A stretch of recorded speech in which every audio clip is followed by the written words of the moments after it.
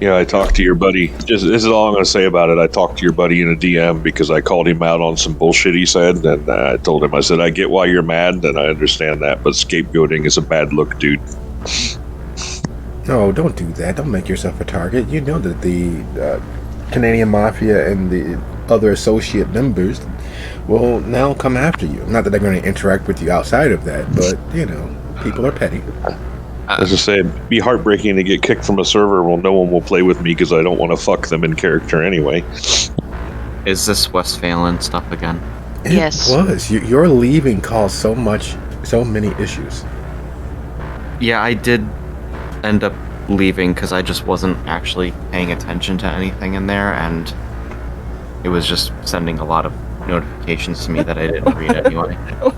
Was I the only one that got to the Titanic, saw what the fuck was going on, and said, "No, never mind, I'll stay in the fucking England"? I had a character over there that I played like 2 solo scenes, and I just like, okay, goodbye. I never had a character. But I muted the server. I never had a character. I just poked my head in occasionally, and I left. So, yeah. The fundamentally foundational aspects of why it was begun was a good thing. It started with only the best of intentions, and we know what those paved the roadway for. And instead of dive headlong into the final fiery abyss, I acted much like the iceberg and caused the Titanic to sink. So there's currently a rebuilding, a regrouping, as one of the deleted the whole server. It was kind of funny. It was quite epic. One of the other players has been reaching out, DMing me nonstop, trying to figure out what was happening and what have you. So I'll tell you what I told them. Predominantly because of keeping my word, because I really do believe that it has to count for something. And earlier in several conversations, I unbiasedly and very directly stated that the only reason for conversation and why I was still talking was not because I believed the other person was a villain, but that they were unthinking and wrong with where they were going with their tactics of attack. If I believed that they were a villain or they were doing so actively, maliciously, there wouldn't be any further need for conversation. They decided to DM me saying that is exactly what they were doing. Not directly, as passive-aggressively as they have always been. They stated that it was because of being tired and not getting enough work done, and then because of blah, blah, blah, blah, blah. That's the reason why they had to make the call that they did, and why they had to. So they did it purposefully. They attacked the players and the other staff members purposefully, which I don't know if you guys really grasp this about me. I do everything I can to not lie. Even incidental, accidental white lies. I will break my back to keep my word. And I gave my word to a person that I thought was my friend, which was, if you do this, there is no further conversation. And I was not joking. I don't believe in half-stepping. I think that we should all aspire or ascribe to keep our words. It's the reason why the enemies that you all face in several chronicles will never break their actual word. They'll keep the spirit of it or bend the spirit of it, but they will never break their actual given word. Just as a bit of insight from me, I am very, very glad that you guys are here. And while that is reeling and rolling in the background, welcome. This is Soup City Sins. Any questions, suggestions, hypotheses, or corners we need to round off? And we're going to hold that thought for a split second because I am running out of drink and I need to grab a refill of sorts. So give me less than 30 seconds, like 15. And you're going to walk to the refrigerator. I'm going to get a drink as well. I'll be back as well.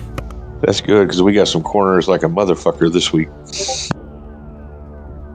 We're all gonna die. Fucking Gary. Fucking Gary. So, this is the situation that happened. We were sneaking somewhere.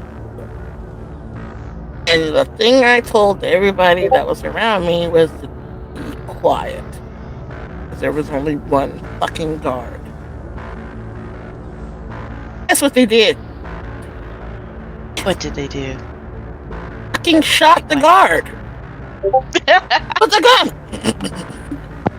They had knives. They could have fucking stabbed him in the throat or snapped his neck. But no. I'm gonna shoot him. Brilliant. But It was the cool thing to do. who done did what now? People get stupid.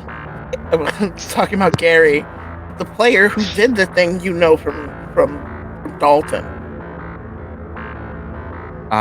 Which one? F. Oh, yeah, him. What about him? So in our Gary game, we were sneaking past enemies, and there was one guard, and he had the elements of surprise, and I specifically told everybody, do not make noise. Don't do anything that's going to call attention to us. And he shot him. And he shot the guard.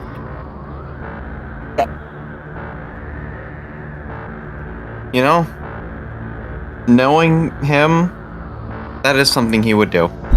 I'm not surprised at all. That is interesting because normally that is not the case. He would be the mousy, nerdy one who would be running away, not blasting away, typically. You mean he's not constantly shouting about his blood potency too? Yeah, that means a lot to him. I made him work to get it, so, you know. Little does he know. Yeah, it's all about the story, and so there is definitely, I try to invest value of effort. One, because it's very, very easy to get people to go along with very horrible things if they believe in the sunken cost fallacy. And so, you know, it costs a little effort to get there. And that means something. I probably need to send out a missive and make an announcement, because there are 2 players in 2 of our chronicles that are still present in Westphalen, so I don't want to be caught flat-footed or off guard, so I'll get those out later for In the Shadow of the White City and in Steel Hearts, Rusted Souls.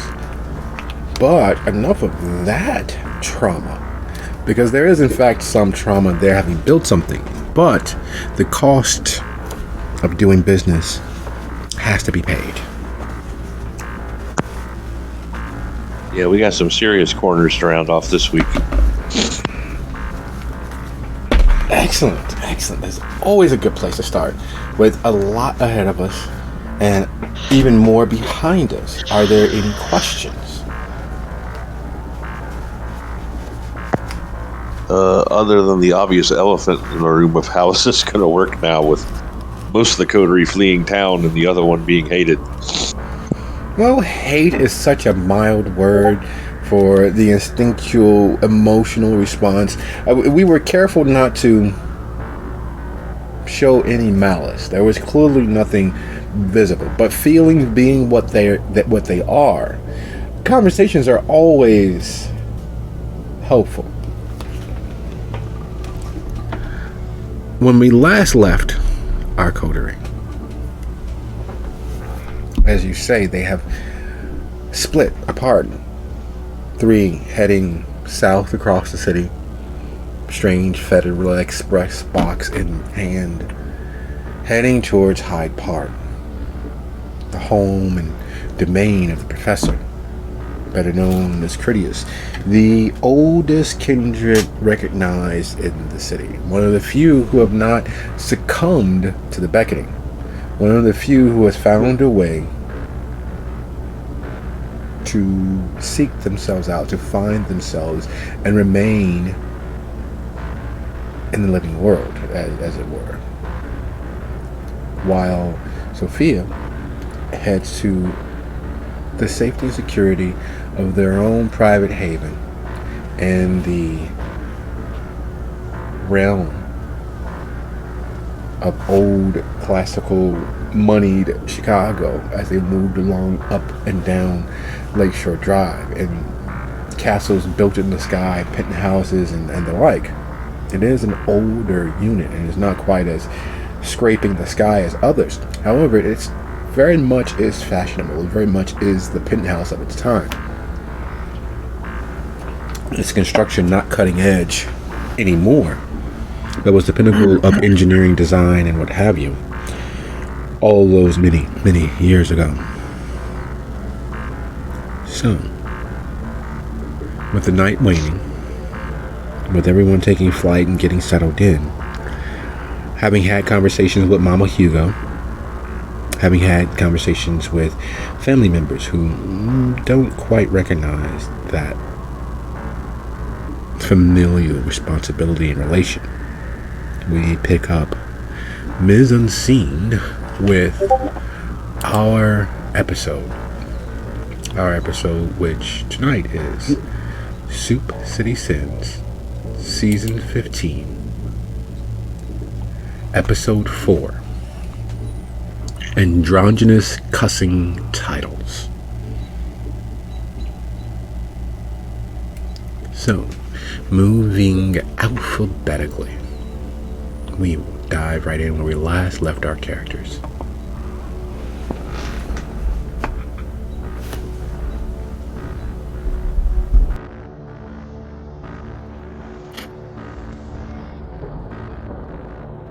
Okay, so I take it you just pulled off from the hospital and we're heading towards Critias, or has he told us we're heading to Critias?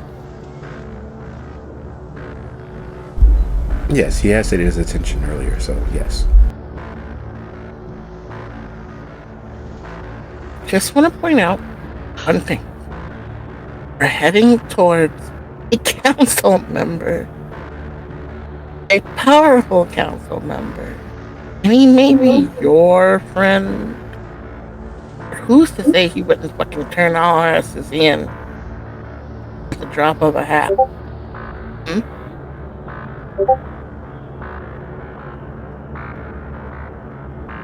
If you don't feel safe, you're free to stay in the car and leave.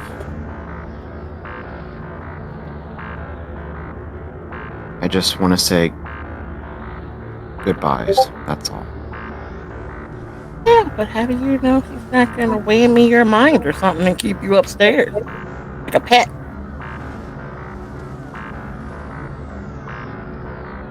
Well, he hasn't done that to me yet.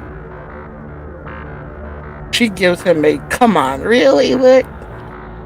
Did you not see what he did to those people that night at the fucking museum? And you mean to tell me you don't think he's done that to you? Oh, I miss Dizzy, because Dizzy would so have my back in this one. Dude, really?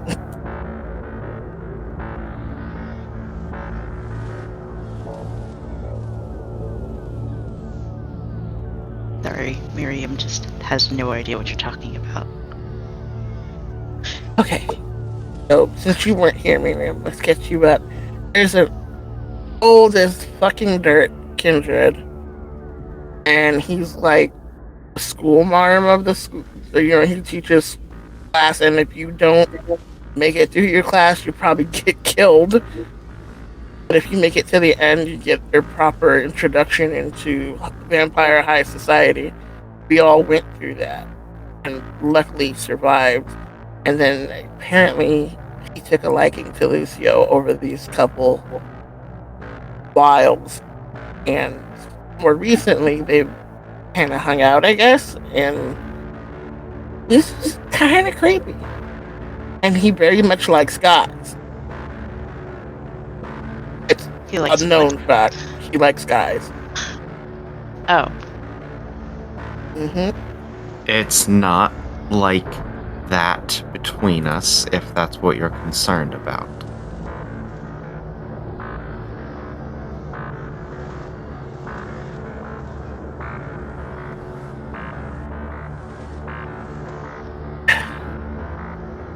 Well, I can't prove otherwise, so I'm not gonna say. But I have my suspicions. And meanwhile, while you may not be the one that's actually participating and actively wanting these things, I know what the fuck I saw when he looks at you.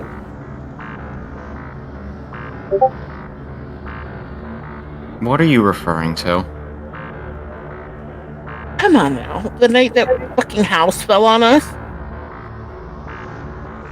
Yeah. or he left, the way he interacted with you, like you had some kind of little super secret eye mission thing going on between y'all two. And it was definitely more on his side than yours. You look completely clueless, but it was definitely him.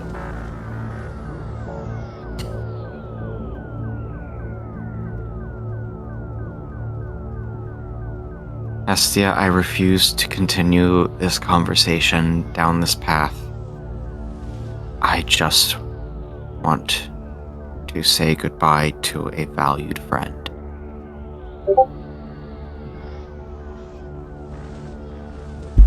Miriam, while they're talking and Hestia is driving, you have the opportunity of being a voyeur, as it is, the present but non-directly affected by the conversation taking place. So your attention, of course, is loosely on them, but mostly taking in how the city changes. There is literally a change from the way that the city looks and feels once you cross Madison. You are effectively dead smack zero center north and south across the city. That center line, one of two that make up the city, is important because at Madison you're still downtown, you're still in the loop, but even the style of the buildings changes. There's a lack of modernity that takes hold of the facade of the buildings. There is a lack of heavy tourist level police presence. There is the immediate growth of buildings that have seen the turning of at least 2 centuries springing up north and south, east and west of where you currently are as you make your way south.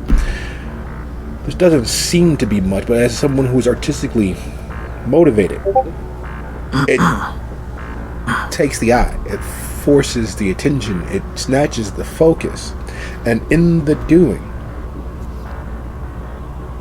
it gives you the opportunity to catch and see what's happening outside of the car.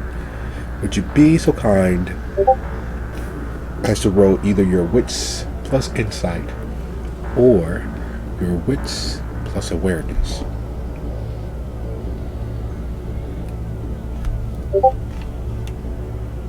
Well, how convenient that they are both the same pool.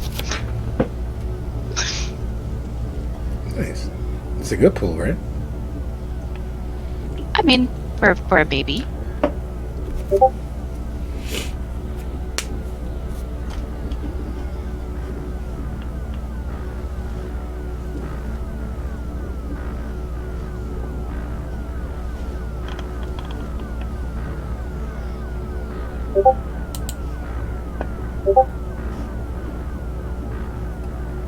Small things like the architecture isn't easily the first thing on people's mind.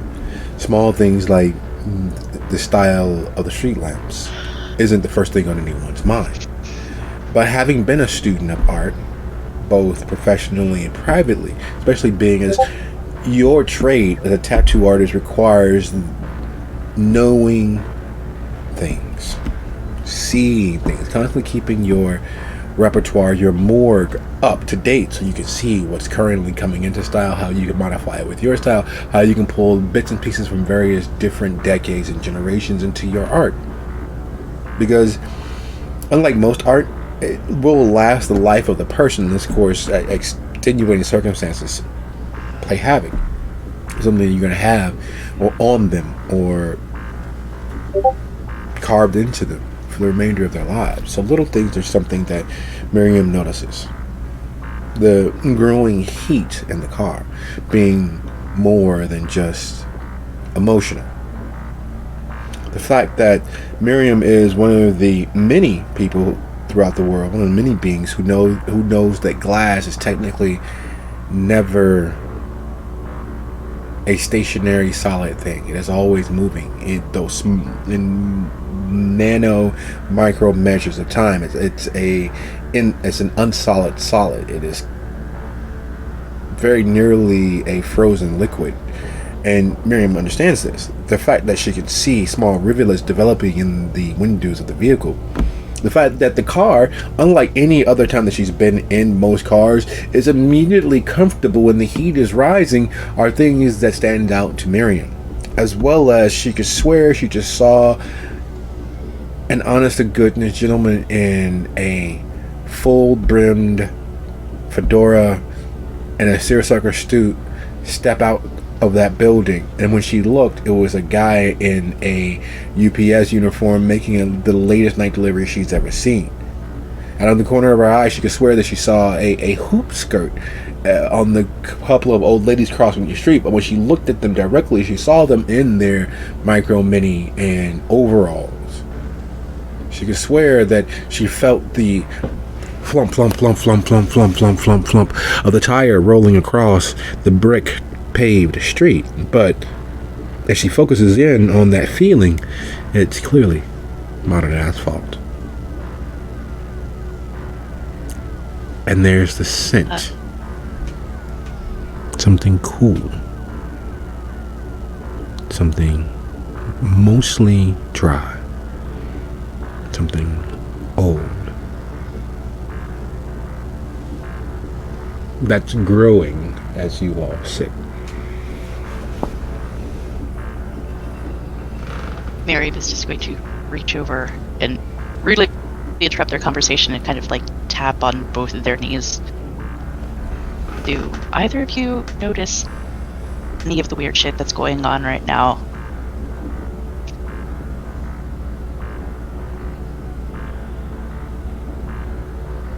You're gonna have to be more specific than that. Cobblestones instead of pavement?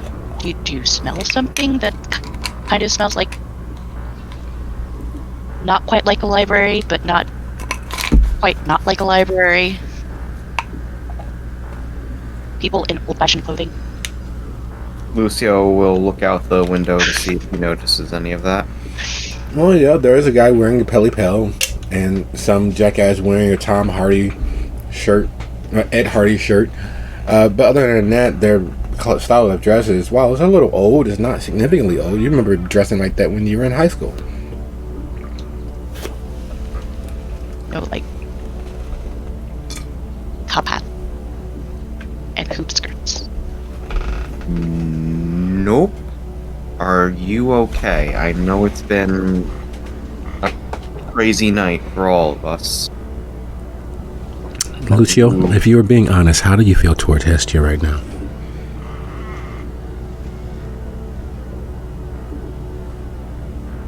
In regards to what way? Just right this second.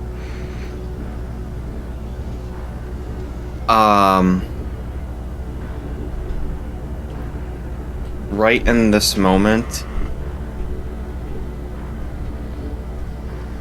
if he's gonna be completely honest, he's a... And hold that thought. This is the kindred that you almost died for more times than you can consider.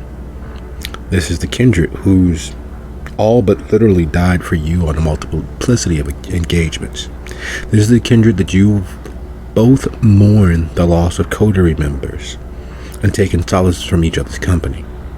Yet right now it seems as if the bonds between the two of you are being frayed.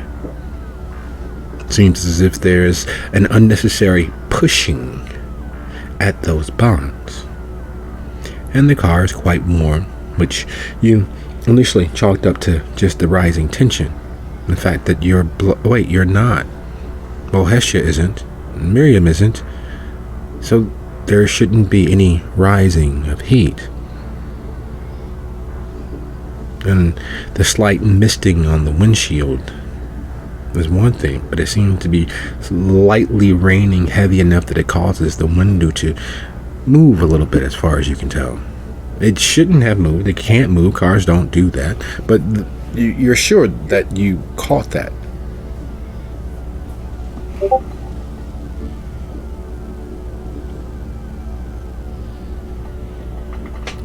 And Hestia, being perfectly 100% honest with yourself in this moment, there is an undue pushing at your sensitivities. There's an undue weight in this moment, binding together with what lay ahead of you is the necessary for you all to survive. Yet there's something in you that very much wants to push, wants to establish a bunker around yourself, keeping everything and everyone out, especially Lucio.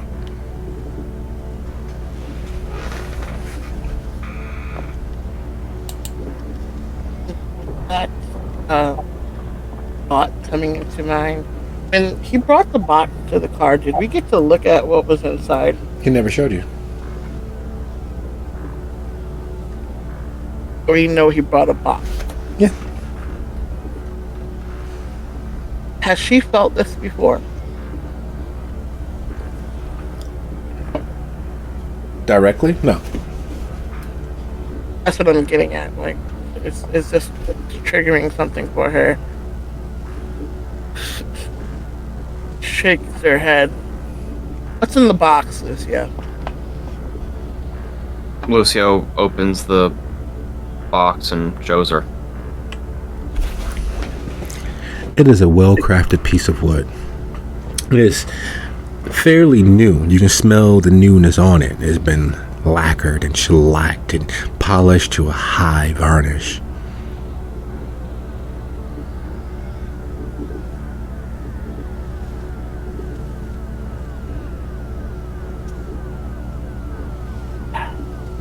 There's something tied to that thing. And it's finishing. You said he left it for you, right? Yeah. It's finishing what he was attempting to start. Because he's not here to do it. Do you show them Can't- the card inside, Lucio? Yes. And would you mind reminding me of what it said? Because I don't recall what it said from last time. It simply said a name. A name that, unfortunately, means far more to Miriam than it would to either of you all. It's a name that was mentioned in certain databases. It was a name that was on the lips of their sire. It is a name that technically shouldn't be anywhere near Lucio or anyone else, because how many people are actually in the employ of the Voivod of the North, Rikmod Gani Domestrescu?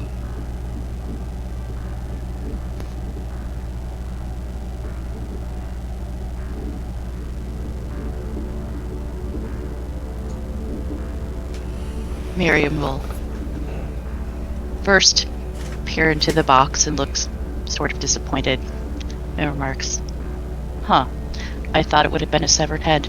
No, the name on the card is one thing, but what's inside is an obsidian stone of unknown provenance.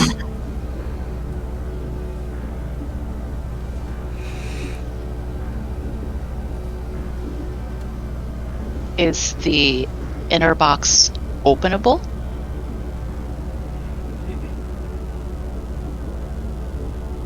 Lucio? Lucio will try to open it if he is able to.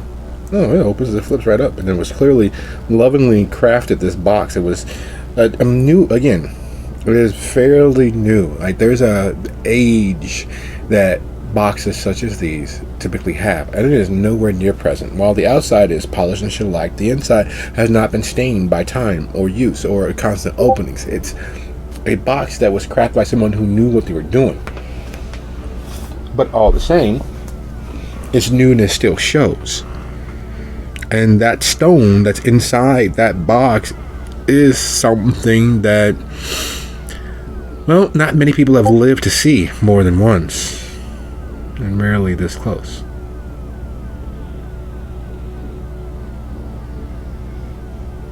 It's the fucking lodestone. And it's in a box. I don't know who made the box, but the box is new. And I think I remember taking a trip and hearing vagaries about somebody making a box. But it's the fucking lodestone, and that's why we're feeling like this right now. It does weird shit. Makes total sense. The name, however, is another voivode. Another?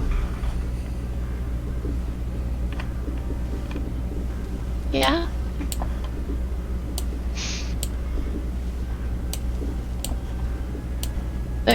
There's more of it than you think.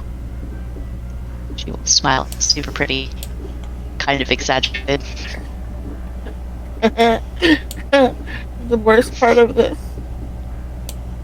is the longer we hold on to it, guess what's gonna start following us?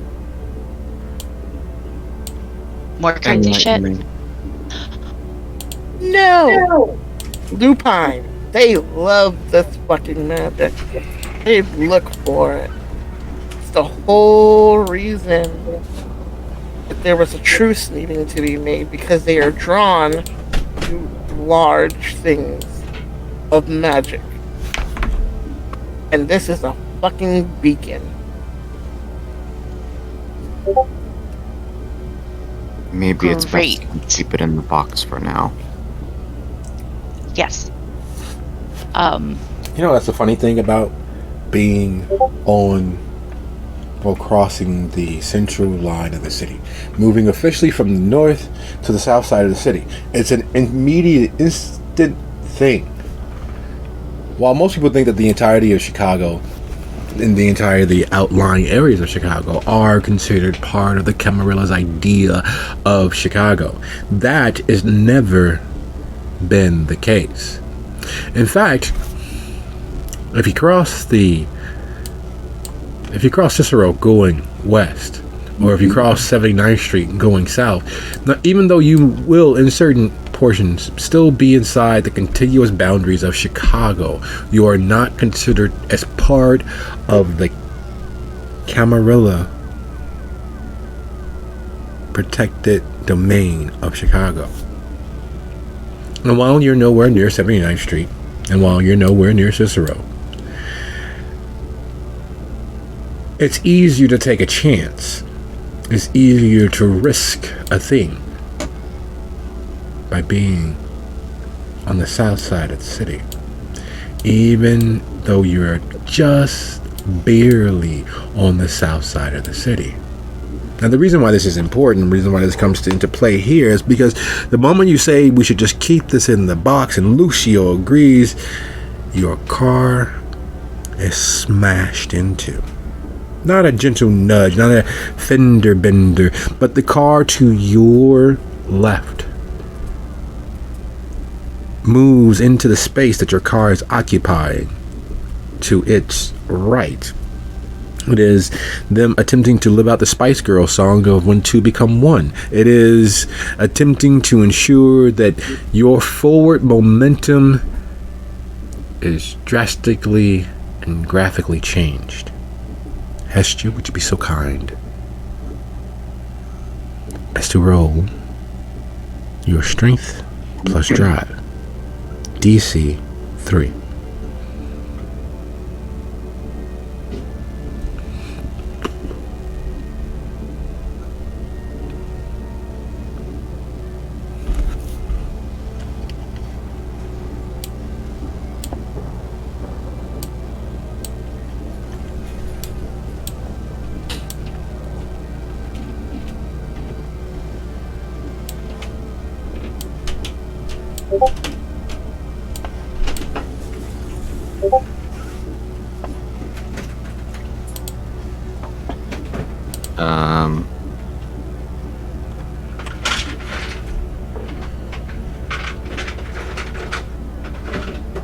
Is thirst not working? It does not seem as if it is.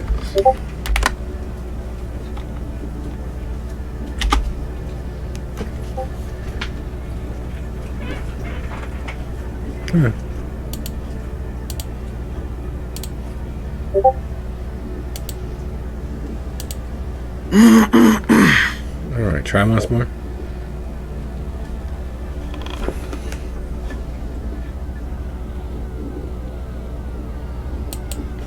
Maybe leave out the difficulty?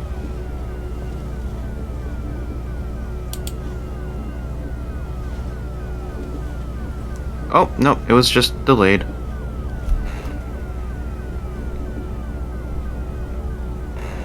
As the car smashes into you and you go nearly careening into the parked cars to your right, some supernal ability, some need for speed possesses Hestia, and through a combination of acceleration and bracing and working against the force applied to the car, you are able to keep from wrecking horribly and horrendously.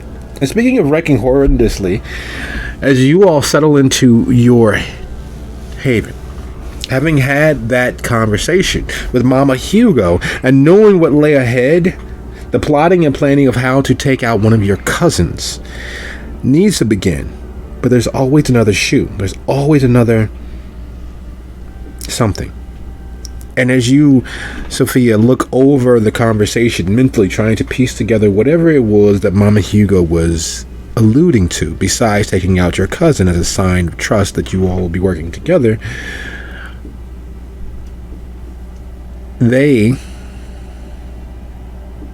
did mention that things would change. They did mention, in response to your assertion that they weren't actually part of the family because they're no longer kindred, that things would change. What could that possibly mean?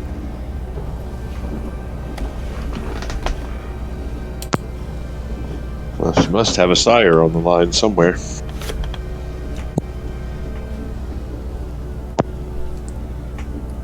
I'm sure she's played that out in her head.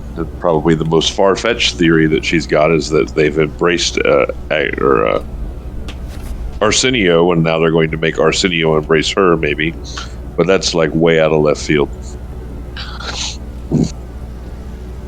Could have something to do with the Paters. Could have made a deal with someone else in town. Maybe I know that they were also sending overtures to the Somdi, and they're kind of pissed at me, even though they backed down. So she isn't sure, but she's got some options as to what that might mean. But she's pretty sure it means that obviously the 1,000 years of tradition is not going to go, well, we'll let this ghoul be in charge. Clearly, they're going to be embraced by somebody.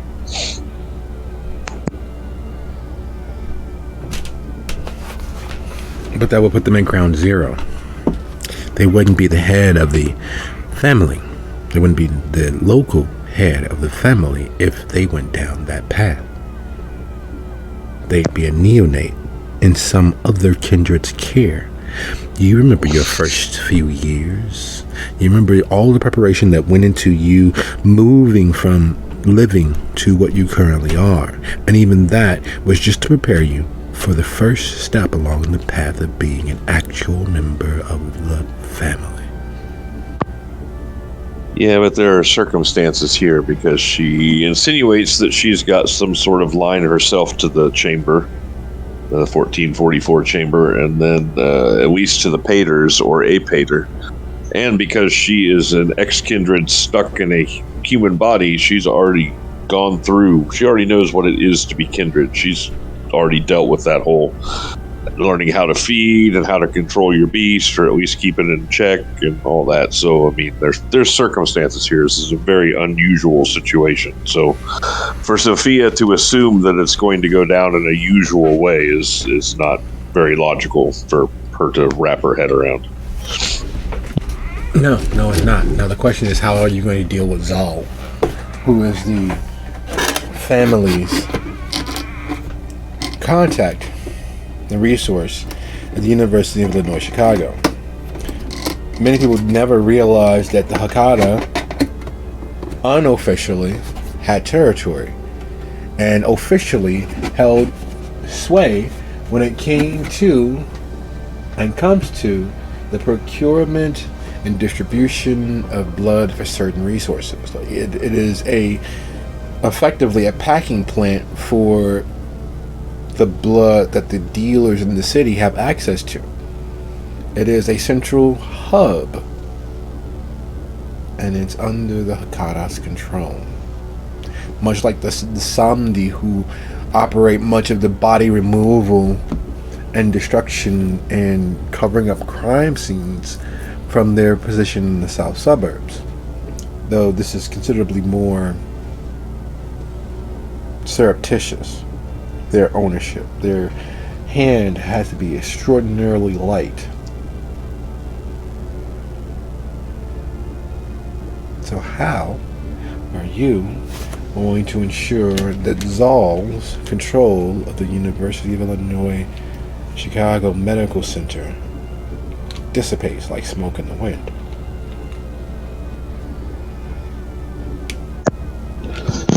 She doesn't know yet. She'll have to do some research. She's going to split her time about how she's going to take down Mama Hugo, too.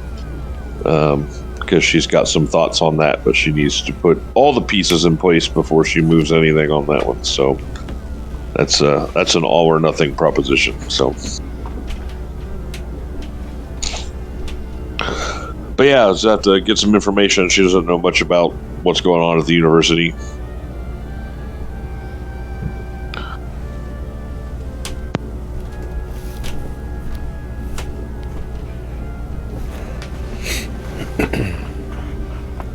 No, will she head there directly, or will she look for only loosely tied paths of interacting currently?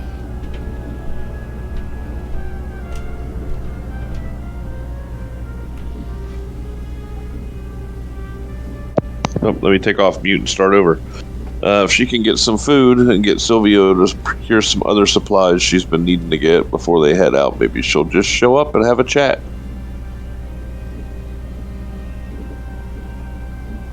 Nice then. It is not the first time that Silvio has begun or carried out such actions for Sophia. And it definitely won't be the last, unless of course he dies in the process.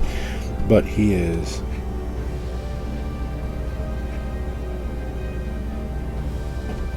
efficient. Despite his size, he is light of foot, quick of mind, and wholly what most would never expect. And it is, unfortunately, a little early, and I do apologize, folks, but it's 16 after. Let's get back here at 26 after. Be right back.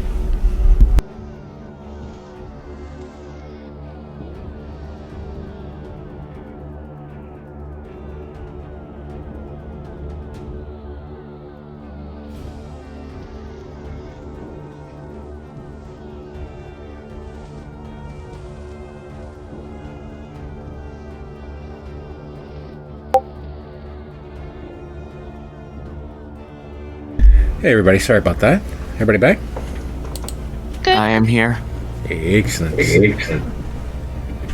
Yep, back. Very, very cool. So, life is a contact sport, and death is no different. So, as Silvio heads out to procure the necessary tools, items, and blood as needed by Sophia,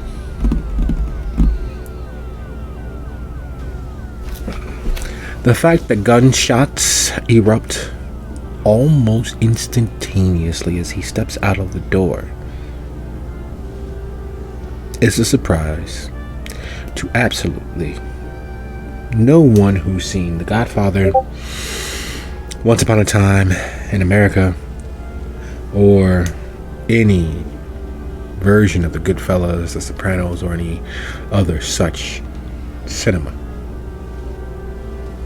What is a surprise, and what does come as slightly less jarring, is that driving in Chicago is a hazard to one's health and well-being. So as the car crashes into the driver's side and Hestia manages to right you all and escape the immediate danger of crashing into the parked cars to your right on the passenger side of the vehicle, what is it that everyone is doing?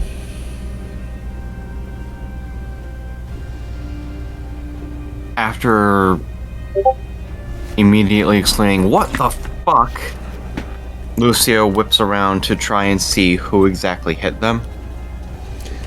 And therein lies where Lucio realizes that he done fucked up. Where Lucio realizes, fuck me for a fool, and far, far many other things. The vehicle is a standard large-bodied sedan. It is heavy and plodding, with enough power to cause it to be a threat on the road, which it 100% is. And if that was not in fact injury to insult, is the fact that behind the wheel, leading this fandango, is a certain spiky-haired punk who is sporting a golden gun that is large enough to literally stretch from fingertip to mid forearm in length.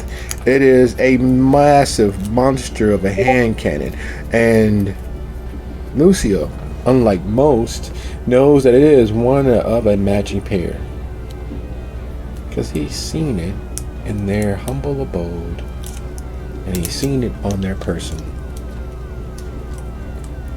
And it is clear that in not having put him down earlier, that he is officially identified as a problem. And Genghis is laughing and yelling and motioning with the gun for you all to pull over.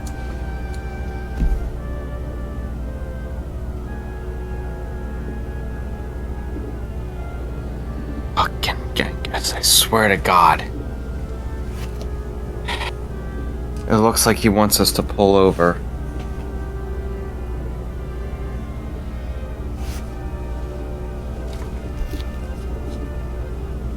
But are we going to?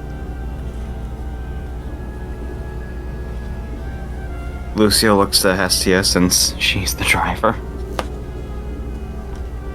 I told you I killed his ass a long fucking time ago. But I don't know. Let's see what he wants and then kill him if we have to. I'm not in the fucking mood. As a precaution, Lucio is pulling out his gun. You've never felt inadequate with the size of the hand cannon that you have been wielding for the last several months of last year and all the months of this one. The 50 caliber handgun that you have in your person is by no definitions a small gun. Your height makes it seem considerably less massive, but it is by no stretch of the imagination a small gun in comparison to the wildly overly modified golden gun that is in Genghis's hand. You realize that its lack of flair, its lack of modification, is a little wan.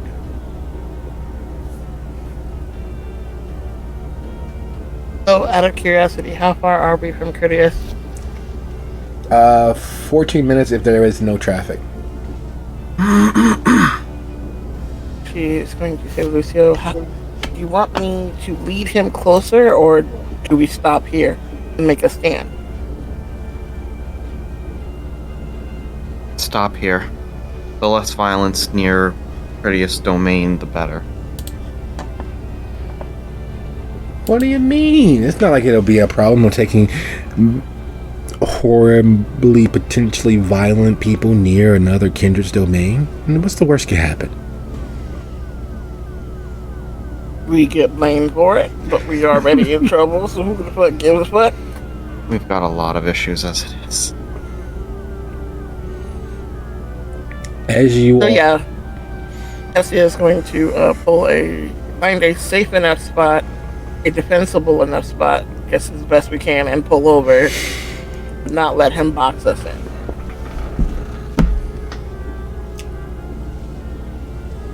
there's a saying that everyone knows or has seen. Fortune favors the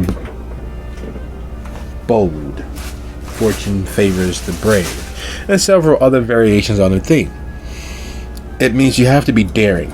And one of the few things that you've learned about Genghis is that for all of his posturing, for all of his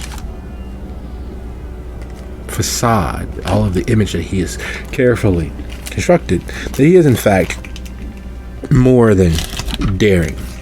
That he plays the game to win, though which game he's playing and what he will hope to win is anyone's guess, because he very much seems to be scattershot in his approach.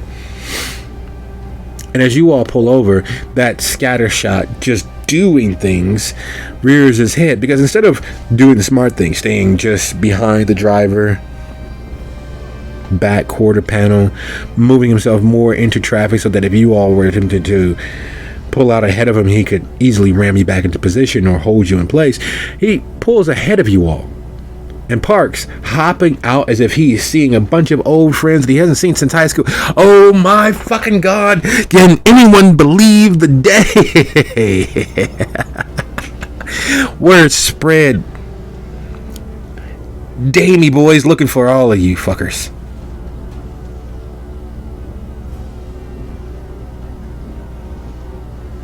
That quick, huh?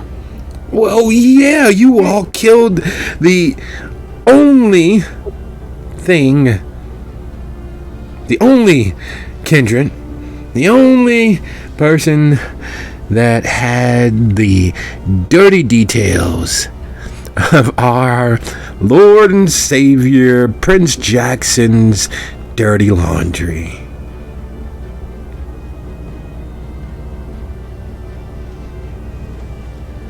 So you would think that would make us popular and outcomes, but I guess apparently not. So Oh, what you think fuck you wanna no. do? Oh, fuck no. It makes you absolutely horrendously wanted. Yearned for. Craved, even. Here's the thing. You killed that dirtbag Castiglione. You know what that means? Word spreads a lot farther and a lot faster than when you have your fingers in up everybody else's pie.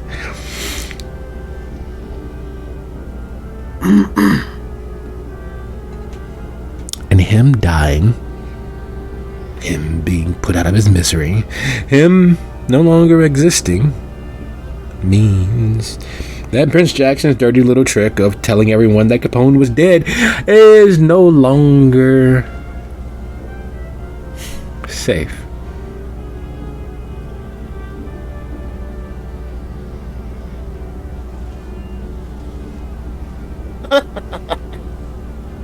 Okay. Why are you here? I know you don't think you're gonna take us in. Why the fuck would I do that? You all made it possible that our little negotiations, our little arrangement, him allowing the magic 8-ball of us to exist in the city unmolested, well, there's anybody's game now. And it's war on the streets. And it's going to get so bad. And you all are responsible for potentially bringing down not only a slew of those tight asses, but the prince himself. Because if anybody could take Jackson, it'd be his brother in blood, Mr. Capone, don't you think?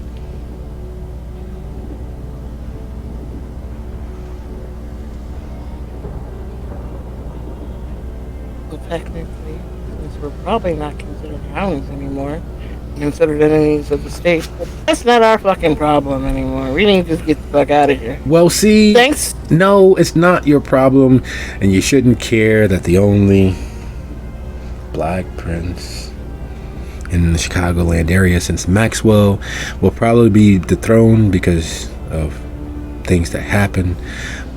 But there has to be proof. There needs to be facts, or at least enough facts to convince everybody that it's true. And so I know that Alexa was coming to see you all after our little arrangement with hunting down a few of the Thin Bloods. I know that she was coming to see you all because it was late and the sun was coming, and no one's seen her.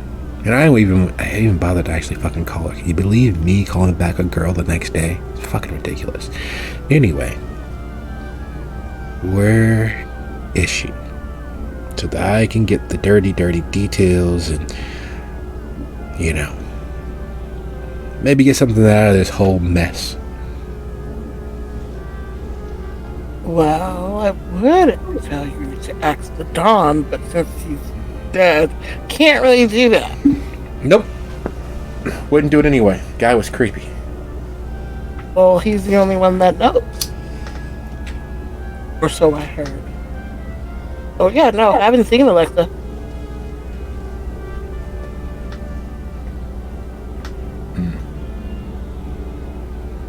I see.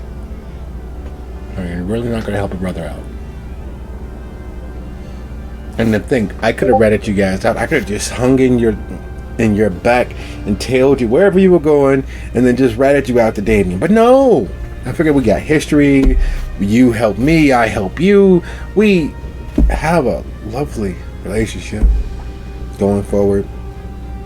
What part of, if we don't know where the fuck she is, then we're not going to be able to tell you where the fuck she is. You not get.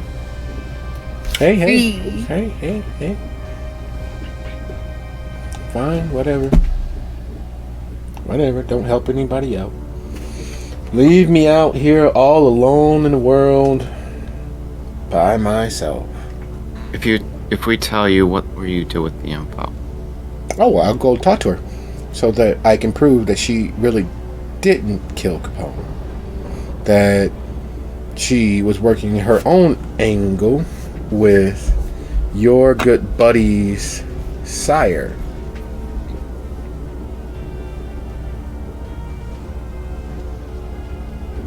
Oh, wait, you all didn't know that, did you? No.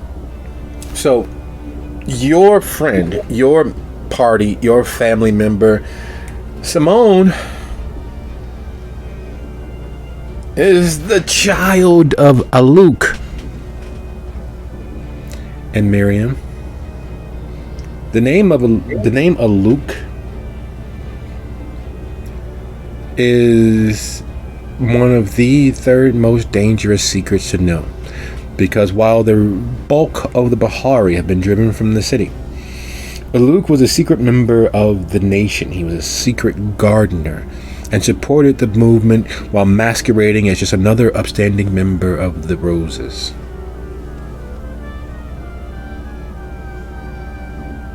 And his lover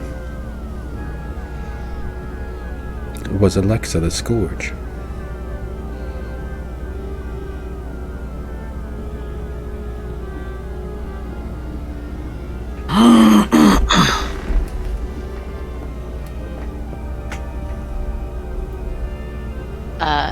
Miriam will do her best to remain impassive at the mention of the name.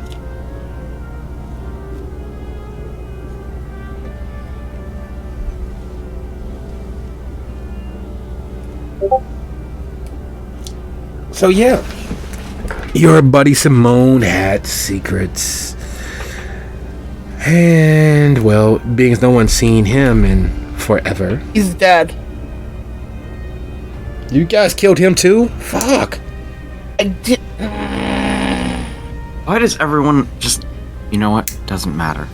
We didn't kill him. I kind of He was a tilt my head fucking at traitor. them. Like, do you kind of blame them at this point? You know what? Maybe if I had it to do again, as much as I fucking cared about him, I would have killed him. Because he was a fucking traitor. Wait, what do you mean he was a traitor? He was working with his sire? Fucking tore your door. Always sneaky bitches. Not just that, there were other things, and I don't want to get into them right now. It's fucking painful. Oh, you know. Sometimes the best way to get over pain is to rub at the wound until it starts to heal and you don't feel it anymore. Like when I got these gauges put in, my fucking god, my whole side of my head felt like it was gonna fall off. My ear felt like it was 100 feet tall. But I played with it and toyed with it and got used to the weight and the stretching of the skin. But before you know it, and just another day. Miriam He at was that will just Sabat. arch her eyebrows like, you didn't stretch them properly? I'm dead. What does it matter? Fucking pain sucks, but you get used to it. It actually kind of makes me smile now. Hestia looks at Lucio and she says what she said, and she doesn't know if he heard her properly or not, but Was that info that Lucia would have known? no, Hestia kept it to herself. Then Because Lucio whips around and looks at Hestia with a look of what on his face? he was always feeding us half-truths and incomplete information because he was working both sides.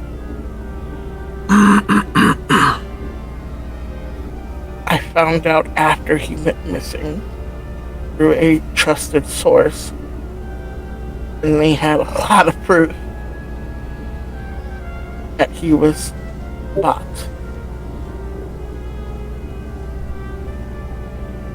On top of that he had finally met true death later than we thought, but he is well and truly gone now. So no, Genghis, we didn't kill him.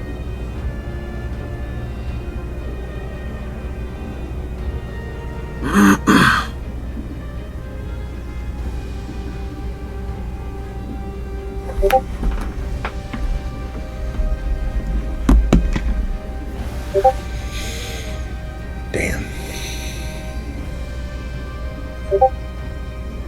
Damn, that sucks. I kind of liked him. You spend 10 years of your life trusting him to have your back. And years.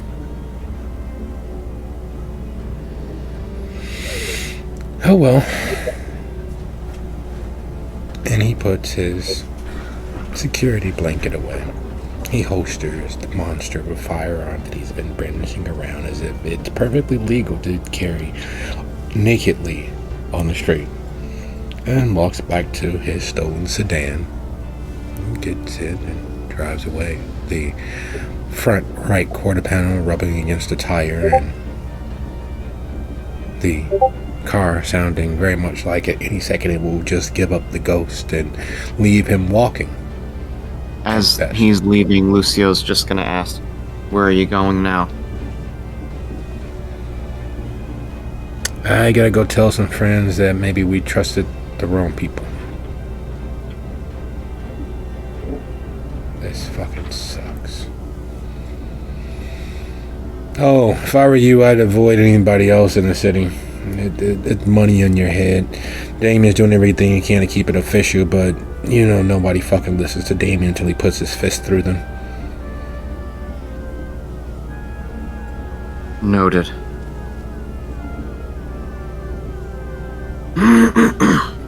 After saying what she does, she had kind of turned away from Angus and Lucio, her hands on the hood of the car, just kind of head lowered.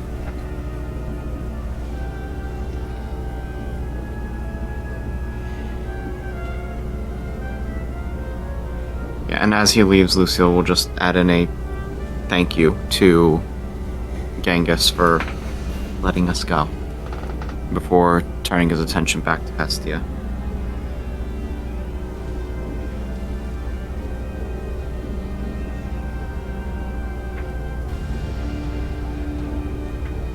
You didn't tell me?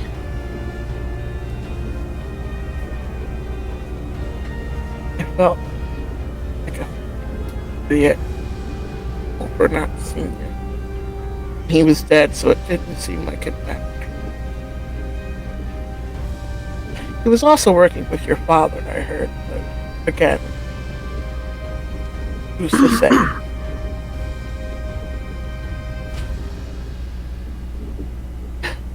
Huh?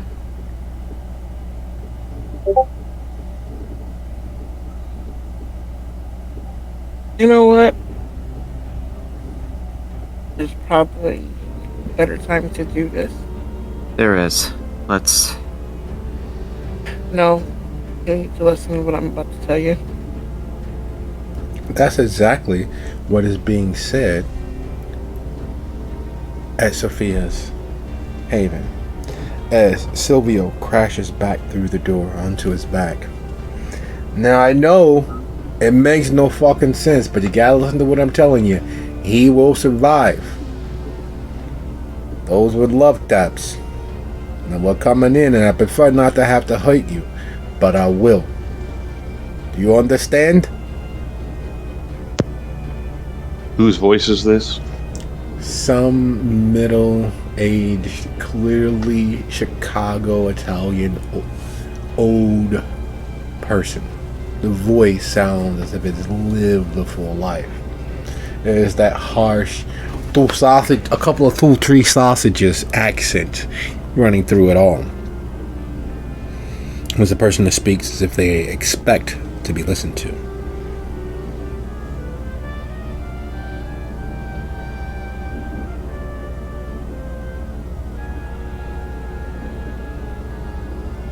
She didn't say anything.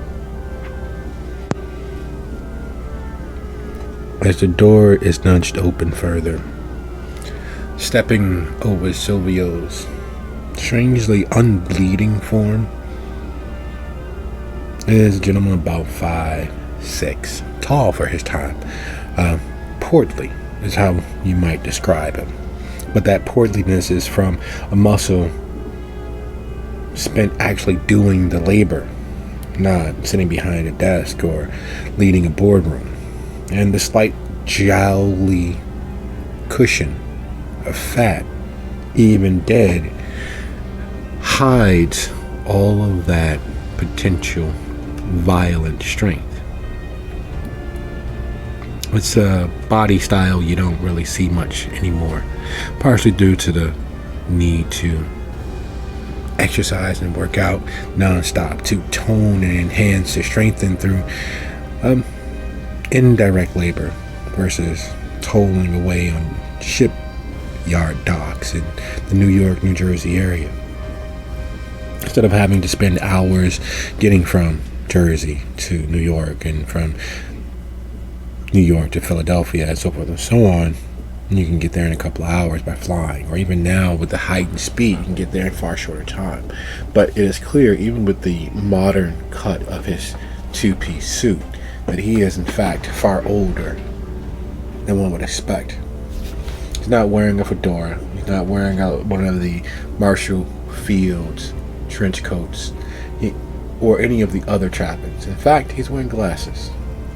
He has an unlit cigar in his hand and a 9mm in his right. Following behind him are 3 other men, not quite as massive as Silvio, but clearly of a similar understanding as to violence.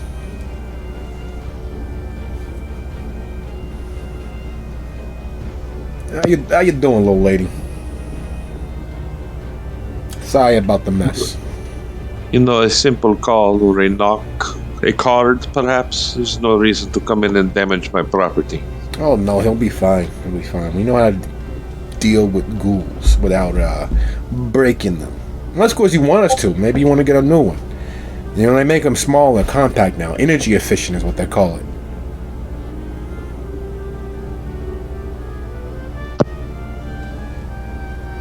So what is it you want? I like some actual fucking tomato gravy. Some real fucking tomato gravy. And you know it's impossible to come by these days. Nobody fucking makes it from scratch. No one simmers it all day like you're supposed to. But, not that I could taste it anyway. Haven't been able to taste anything since 1963. But, that being as it is, we have never been officially introduced. My friends call me Al.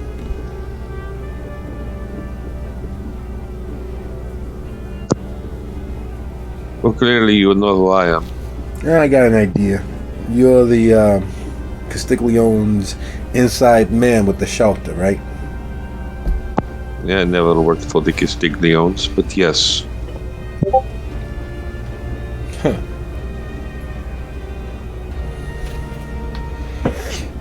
Everybody thinks that. They don't realize how many fingers these fuckers had they had everywhere.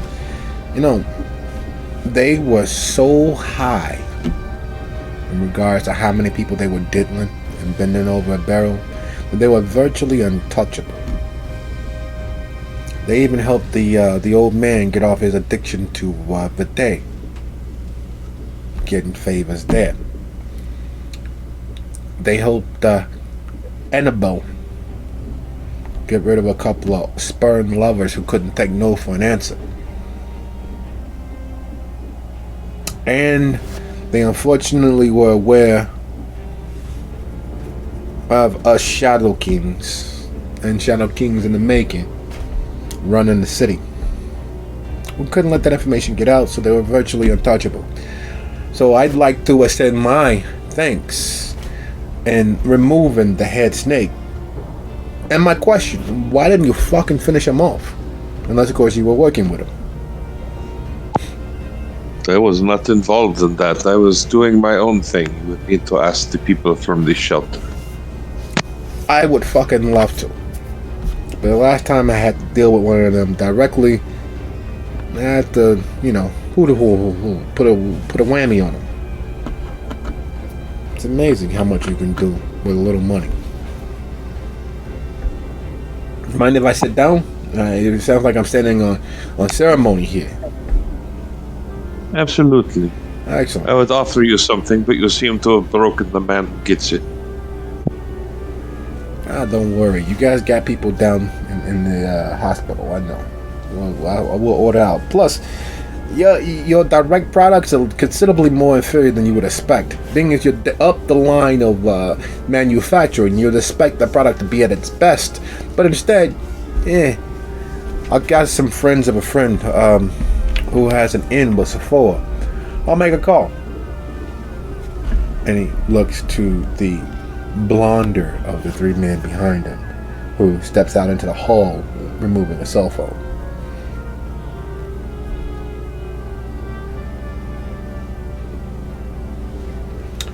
So, if you're not with the Castigliones, are you part of the family, or are you part of some independent contractor? Could never quite peg that, and Jackson didn't bother to pay too much attention, letting that little nebbish handle things. I'm sure you understand the family was comprised of many families, and now even more so. Yeah, no. Cousins and all. I get it. Which is one of the reasons why I was very fucking pissed that you all didn't do what you should have did. You let that jackass fucking load and take me instead of it being one of the family members. Again, I do not know about that. I do not know who this Loden is. I have not been here in your city very long. Oh, okay. You have to excuse me if I'm not familiar with names that I have not been personally acquainted with, old players and whatnot. Former prince of the city, my sire, Jackson Sire, the second Shadow King.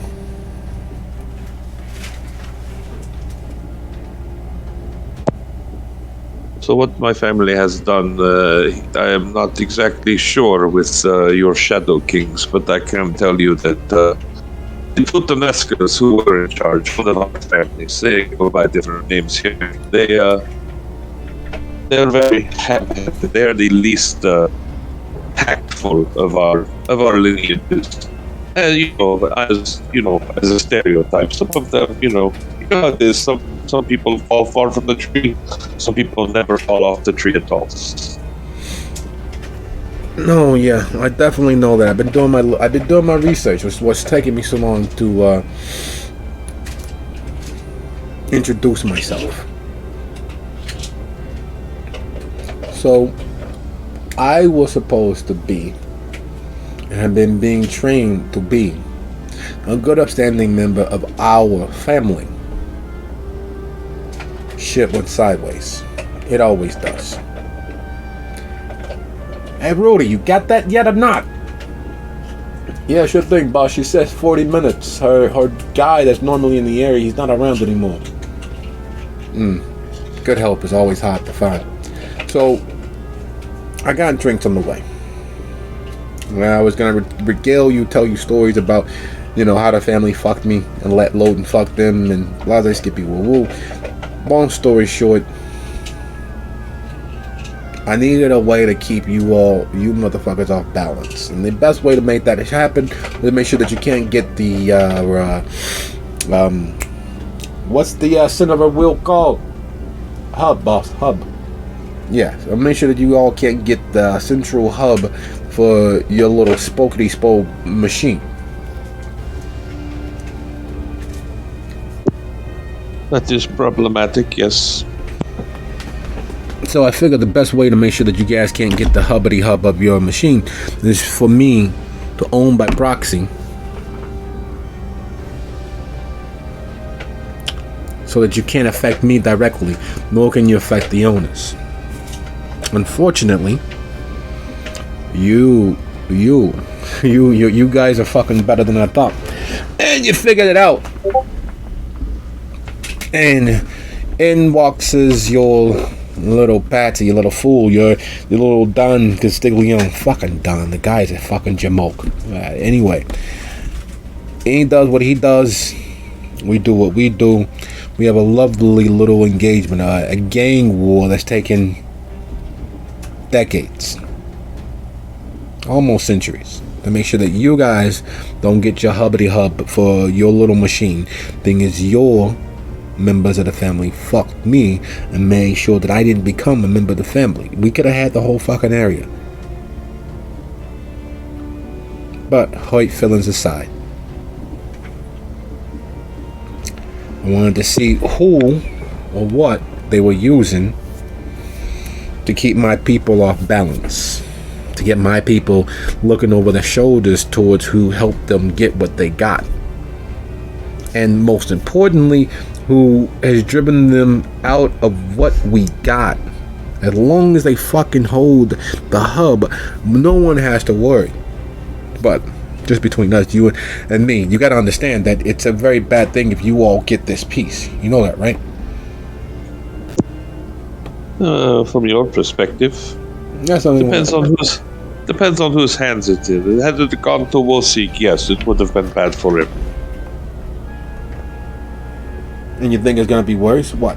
Because you got a direct line from the Giovanni and that Mama Cass, Maria is her real name. She's willing to kill her own sister to get the power of the Tory family behind her. Well, when you put the bull in the china shop, what happens? Yeah. When you jump from the frying pan right into the fire. At least Wojcik would have been too busy polishing his knob and beating on his chest to do anything with it. Now you let this one get her hands on it. It's gonna be so much worse. And she's giving me an ultimatum. She's already started the gossip mill. She's already got people up in arms saying that Capone is alive. Jackson lied. She's already got people pushing that angle to keep him off balance, to keep him flustered, to keep a member of us Shadow Kings from being the most effective that they can be. Unless, of course, I embrace it.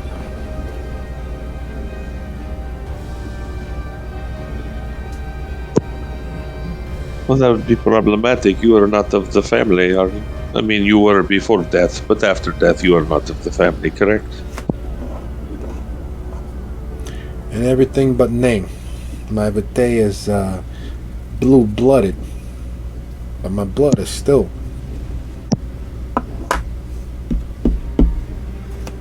what it is. So here's the situation.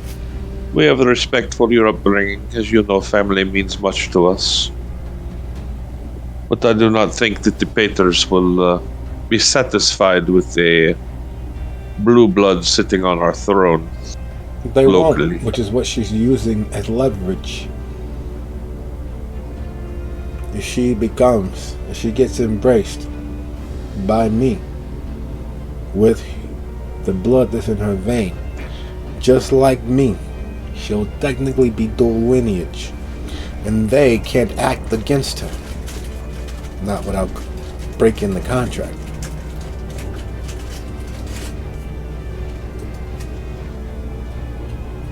Do you see the situation and the clusterfuck that she's creating? I do. I've seen the situation. So you can understand why I'm a little miffed right now. I can understand, but why are you miffed at me? Because we have common purposes in this, it seems. We could have common purposes, but you, and he looks towards Silvio, you two, you have what I wanted, you have what I craved, and because of your actions, it seems that she is going to get what she wants. How do we stop that? And where are my people? You kill a ghoul.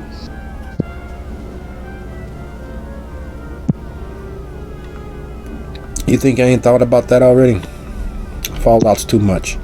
No one could know that I am still here. No one could know about the Shadow Kings. And she has assurances that she has enough evidence that will be released if she is not embraced within a week.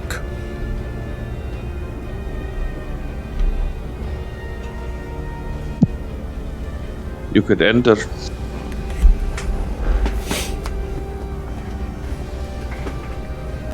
And what will that get me except for another enemy amongst the family? Because her ghost will definitely tell.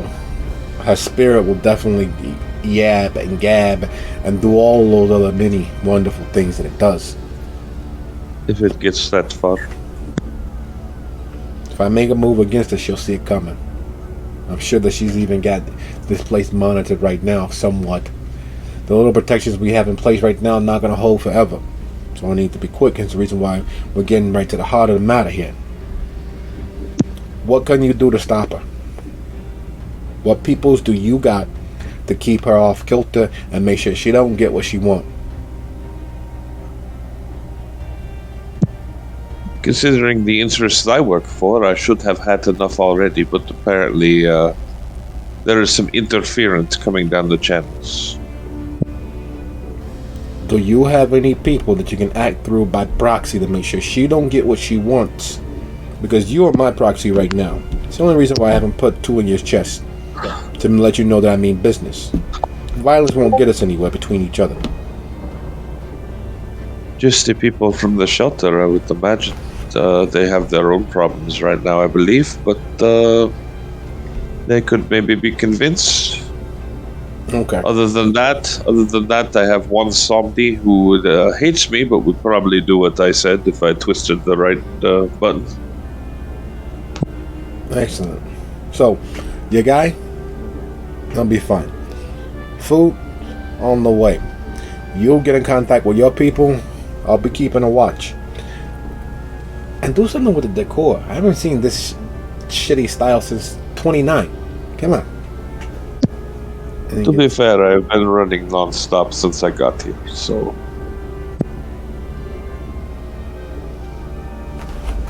Yeah, excuses are like, well, you know what excuses are like. Make the place look a little nicer. This is old, even for us. I'll be watching you. It's alright if I send the delivery guys right up to you, by the way. Would I object? You have already shot my man. Bringing delivery is probably less abrasive. Oh, good. No problem. So, you be good, you'll be easy. I'll see you around. Make sure it gets done. And She'll just nod at him. Steps back over Silvio. And the other two who actually remained in leave with him.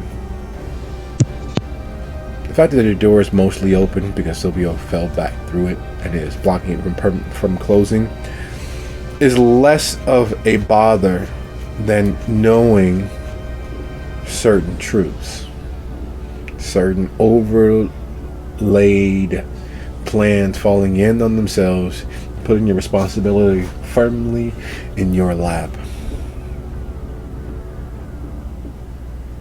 Speaking of firmly in your lap, with overlaying responsibilities and truths abounding, there was something that you wanted to say as the cars are moving, as they do.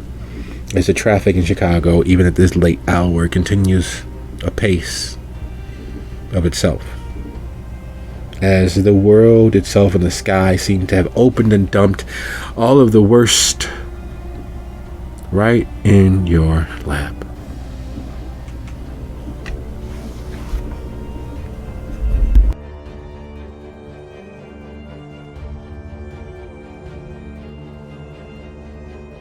So, having said the beginning part of what she said, she turns to look at him and looks him directly in the eye. And this is like the first time she's done that in a long time. It's almost comical because of the height difference. But, yeah, she's looking up at him. This is probably the worst fucking time for this. But I don't know any other time, and I don't know what's going to happen next, and I don't know if we're going to survive the next week and that. So I feel like I have to say this. I've already kept enough secrets from you. The reason I saved your life the night Jimmy shot at us instead of Arsenio's, I didn't realize it at the time. But it's always been you. I tried with Arsenio because I wanted you. And he was the next best thing. Tired of fighting. With those feelings of trying to replace you. Didn't feel right at first because I was your teacher. I was teaching you how to be what you are, but you have come so far and become your own person entirely. And yeah, I don't know how else to say it, but I'm a dork. I love you, Lucio Darcy. That's it. I can't believe I said that. I think we gotta go. Storyteller, I have a quick question. Yes. How long does Blush of Life last? Because he did blush earlier this evening when he went to see his parents. You're still within the effective time limit of manifestations.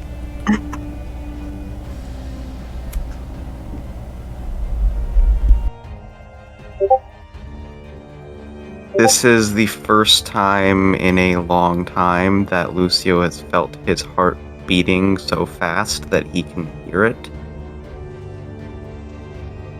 And his face is practically red right now.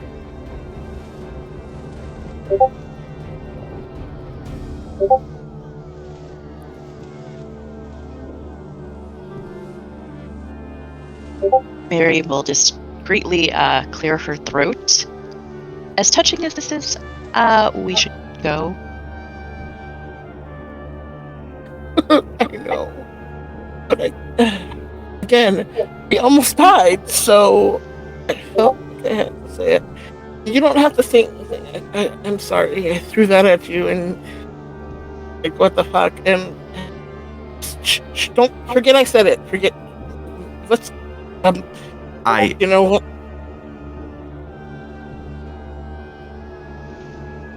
I, honest to God, don't know how to reply. By getting in the car.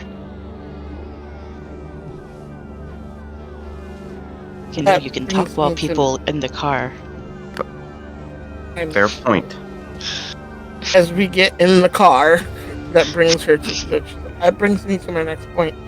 I know we were gonna head for Dalton. I know that seemed like the safest bet because Arzuli could protect us, but I remembered that I have a place here that nobody knows about and nobody's ever been to, and nobody would look for us because it's technically in Chicago, but technically not.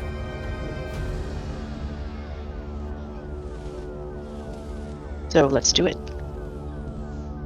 But isn't that place all the way up north?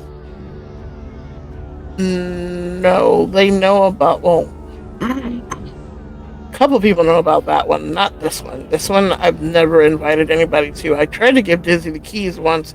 She didn't want to stay there, so yeah, nobody knows about this one.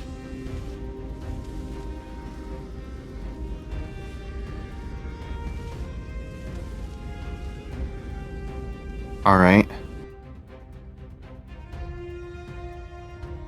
And it's pretty well warded. So, yeah. You can go there. In a group. We don't have to leave, but we'll be safe, I think. Be sure. And then she tries to restart the car, hoping like hell it starts after it got smashed up, and heads towards her in-city haven, not the one that's up where her sire used to live. So as you all begin heading there, heading further south, you have to pass Hyde Park to get to the address, which is literally, well, it is the last building left on East 71st Street. It is as close to the lake as you can be and not falling in. It is an out of the way place because you could take South Shore Drive, well, Lakeshore Drive to South Shore Drive, and then head east as far as you can possibly go. It's one of the last original country club neighborhood buildings. The building itself is bordering on 215 years old. The neighborhood has been around nearly as long, but has shifted and changed over time. It's still an enclave on the south shore of the city, but it is, well, there's no other way to put it. It is a neighborhood. It is a good old-fashioned neighborly enclave. People know each other. People know each other's family going back generations. It is, if you go there, if you head there, you will comfortably and actually be in the remnants of the edges of Hestia's life.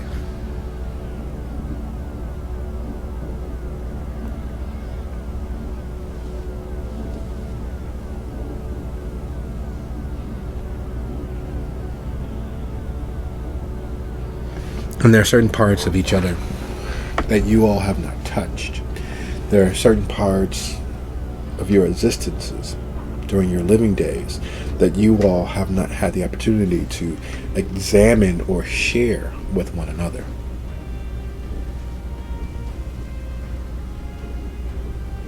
And the question remains, as you all are moving south almost to Hyde Park. Are you going to stop or you're going to alight at Hestia's home? Trying to climb away the obviously awkward situations that she caused. So I know Angus said not to stop and talk to anybody else, but this would be our last chance to talk to Critias if you want to talk to Critias and make it quick. Also, I don't know, he might be the best place to, I hate to say it, because I would rather keep the lodestone with us, but he might be the best protector for it.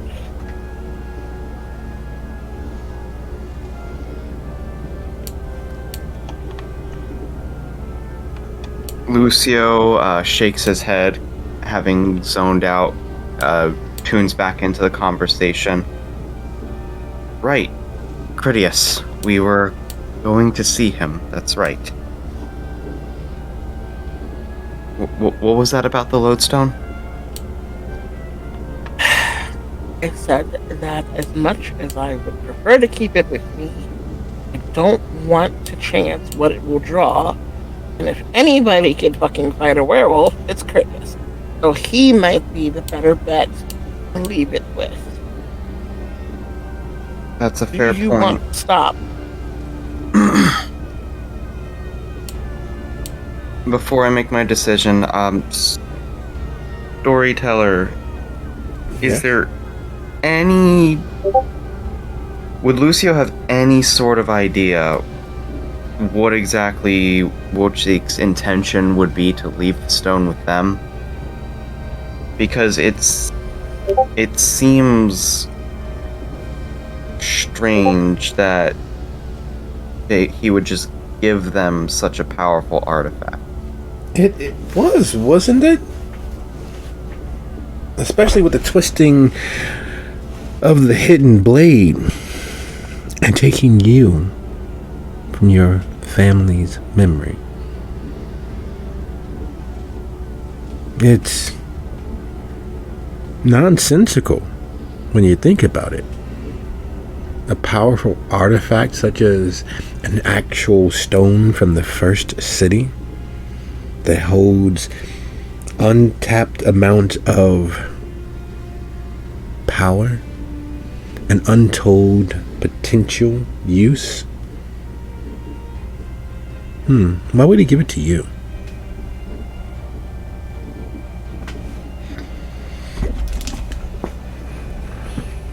Would you be so kind as to go ahead and roll your intelligence and occult, or wits plus politics? My wits and politics is definitely better in this case. Excellent. That's always a good thing. Give it a shot.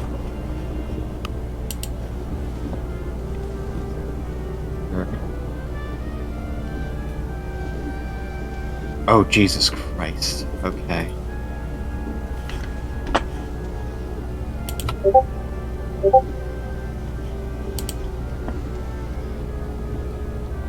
You know what?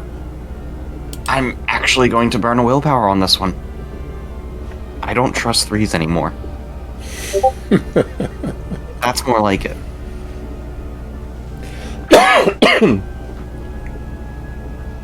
There is an old saying that is bandied about without anyone really thinking what it means. Be careful of what you wish for, you just might get it.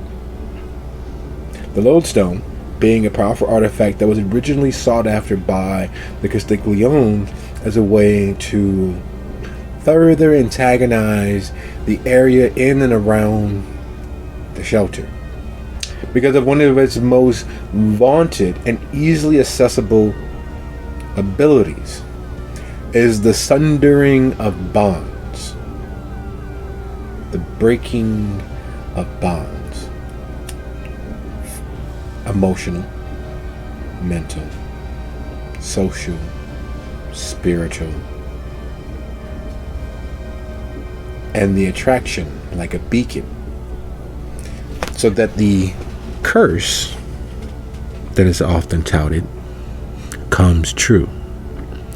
May you live in interesting times.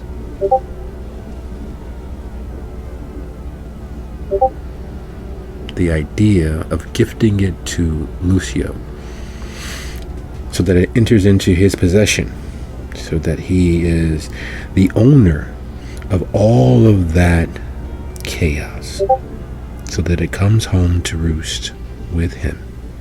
So all eyes and happenstance and Murphy himself and the law written after him will come due him. And scattershot hit anyone in his immediate vicinity.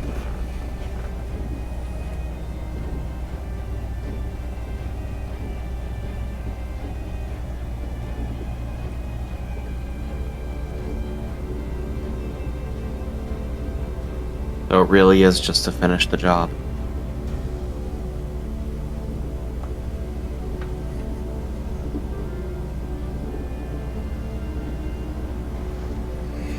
Lucio says aloud, knowing that it's basically meant to finish the job, I'm inclined to agree. But I'm also concerned about its most prominent power being able to sever bonds. Me going in there with a kindred I trust, holding something that could sever that trust. Well, Yeah, maybe don't do that.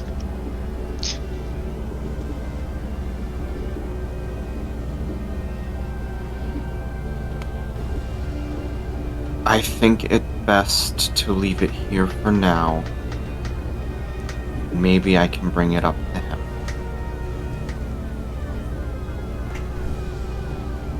Conversation and let him know about it.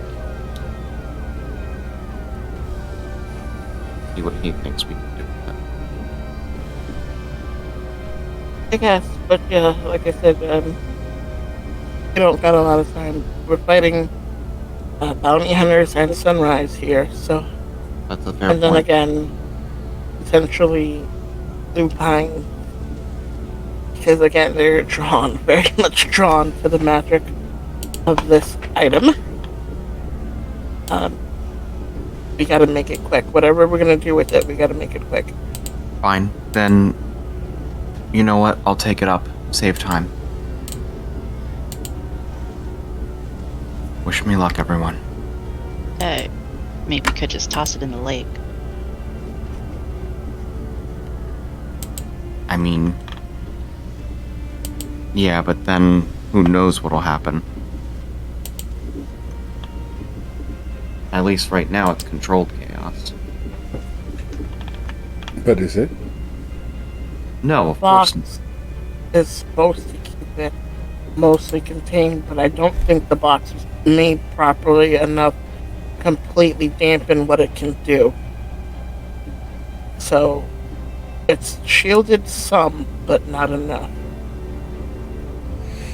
And you are in Hyde Park, and you are pulling to a park just outside of the main location where Critias himself can be found. The main location where Critias calls home, the center of his hunting grounds.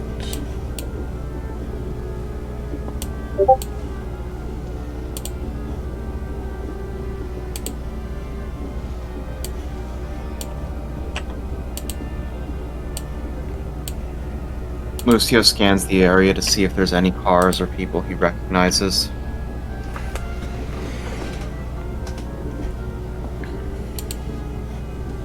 You know that's funny? As someone who owns a car that doesn't belong anywhere, traveling in the company of people who technically don't have a place left in the city. It's only at those moments when you're in such a predicament that you begin to notice all of the many other people who are also driving red cars. You are literally stepping out into one of the worst possible moments to unfold. The Tremere worked with the Hounds to lay low those who were working towards potentially breaking the contract, who were attempting to break the truce between the Hakata and sunder things. They worked for the first time in a very long time towards a goal of protecting the city. And Critias's haven, Critias's hunting ground, is split into two equally dangerous areas. Those specifically patrolled and controlled by him. And the other half, which is controlled and patrolled by the regent and primogen of the Tremere of Chicago. The other half of the entirety of the university's grounds there in Hyde Park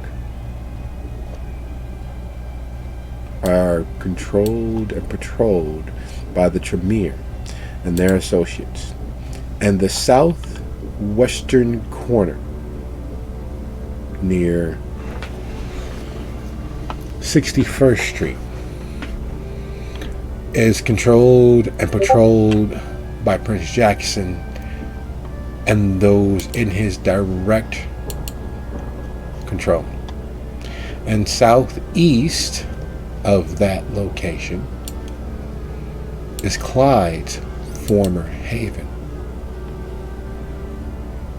It is a stone's throw from the great Midwestern Tremere Chantry, the center of their power and authority. And you all are sitting firmly, snugly, right between the paths of attention of all of those individuals and their agents. Now, the reason why Clyde's haven is of any import is because Clyde's family, those humans that he sought to protect, were ghost hunters. They are ghost hunters. They have opened their eyes to the wide, dark world of the supernatural. And they have been left to their own devices for months.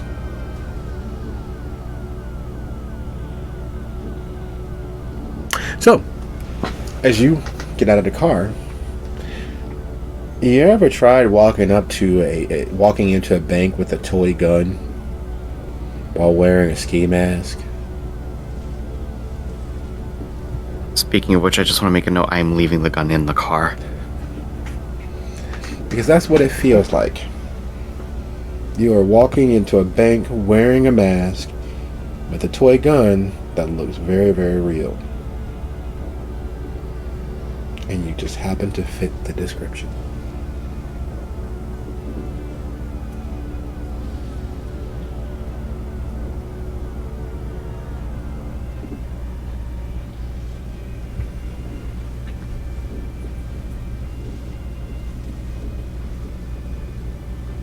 And now I'm seriously having second doubts.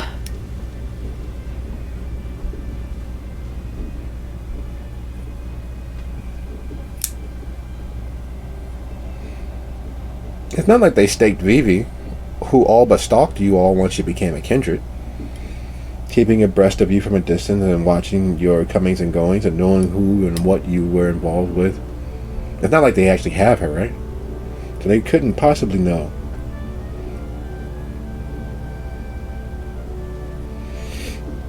it's not like they couldn't put one and one together to come up with the two that Proteus's uncharacteristic kindness meant anything, that you had any value to him.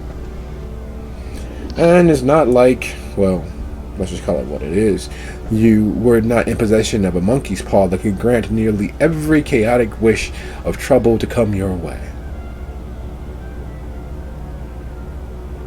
And speaking of trouble coming your way, the delivery driver arrives.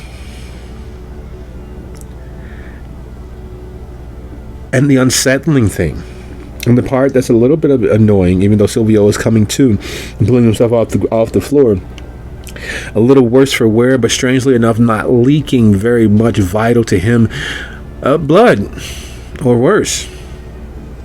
It's the fact that the delivery driver has brought bags. Not a living donor, as is per the usual for Sephora, but bags. A huge box of bags. As if you are preparing to throw a party and you bought carry-out lunches for the entire office. Box of bags. They're labeled in Sharpie. Teacher, fireman, police officer, actuarian, and so forth and so on.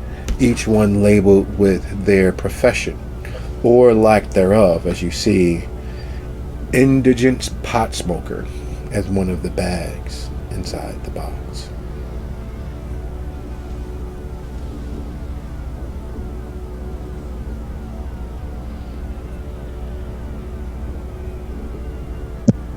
Well, that's a bit strange, but since my manservant is nearly serviceable, I'll let him take care of that, because I don't lift things. Silvio takes the box and one-handedly holds it, which shouldn't be possible for most people, and it wouldn't be, but Silvio's a large man.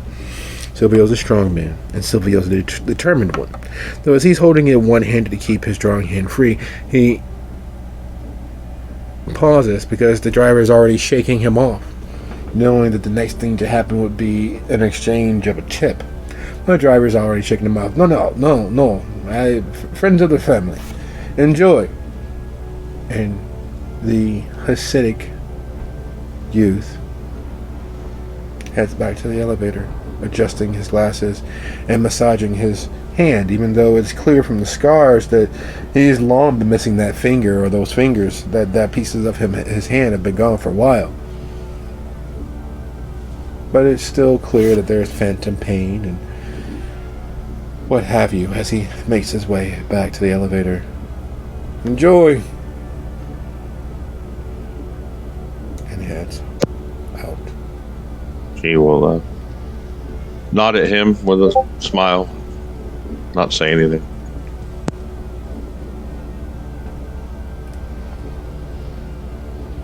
Silvio closes the door, double locks it, double checks it, and sets the box down nearest you and goes to fetch your reused stainless steel straw.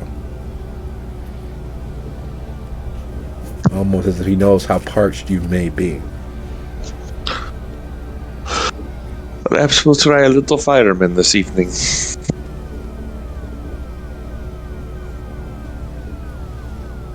That sounds like a good idea. You usually like the brave ones. Are you going to be okay? No, I don't appreciate that. I don't appreciate it either. They were able to neutralize me and leave me conscious, unable to do anything. Who the fuck are these guys? Apparently went through from the city. Claimed his name was Al. Said he was originally part of our family.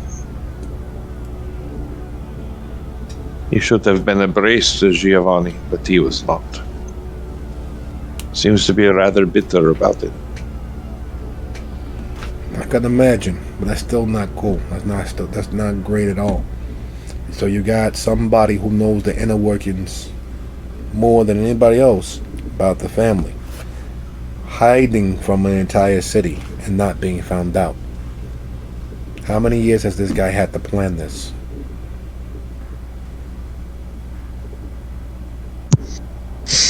I don't know. At this point, I'm tempted to just go back to Venice and call it a loss. Won't be received well, of course, but the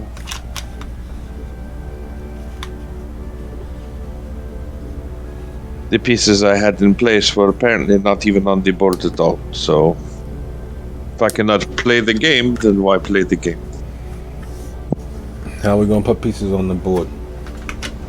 How are we gonna make these guys pay? I don't think we're going to make them pay, but we need to accomplish some other things. One thing we need to accomplish is I need to perform a ritual to make sure we have an area where we may speak unheard. I should have done it long before now, but as you know, we have been moving non-stop.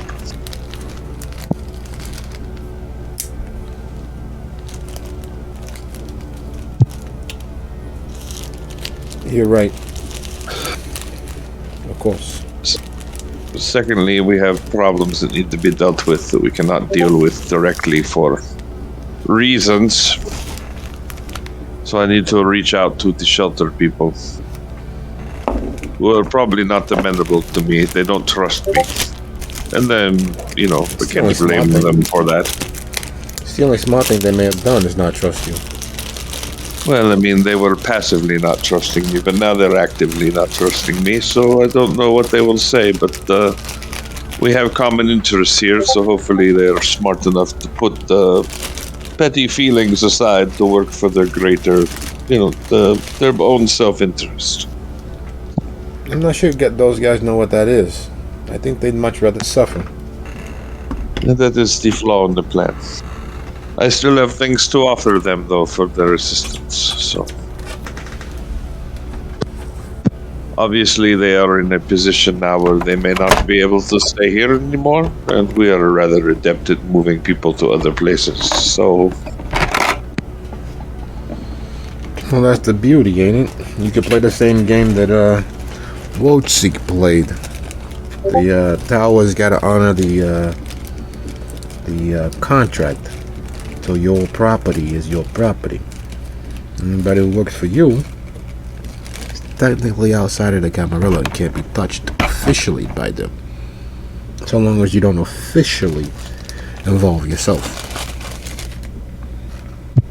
Which makes it delicate, because if I reach out to them and offer them such sort of safe passage, then now I am in violation of the treaty. Yes and no. Remember, you were their shadow. So technically, they're yours to ensure they do their duties and their jobs. I had thought about that they had not yet discharged the boon, or I had not yet discharged the boon. Therefore, we still have interest in them, and they were given to us to perform whatever to enact the boon, so perhaps I can toss them a lifeline, and we can hope that they are smart enough to take it, despite their feelings for me today. It's gonna be a hard sell. They think they're of themselves as good guys. I know. One of them is very young, so he's still idealistic, but if anyone can sell it, it's probably me. Though, of course, they are coming in with a adversarial opinion towards the salesman, so we will see. Worst case, they say no and they die. Then we deal with another part of the board. Are we gonna tell them that I cloned their phones? I think the less we... I think the less we tell them, the better. As going forward, or as we have been since the beginning. Okay. I'll go get the supplies, and he sets his phone down. They're listed under the actual names. And he leaves you with the phone as he has to get the supplies you need to conduct the rituals necessary to provide safe haven for yourself. Unfortunately, I haven't been dead long enough to look at the phone and go, how do I use this? So, I know how the buttons work. Yeah, these new cell phones, they're nice, but they're nothing compared to that, to the Razor. Oh my god, you had 3 of those. You missed the powdered blue one. That one was beautiful. It was a work of art. And it flipped open. It wasn't quite the same as slamming down the receiver, but it was very, very close. And so thoroughly satisfying when ending a call to just close the phone. None of this push and swipe or any of that. Just an honest, earnest click. Done.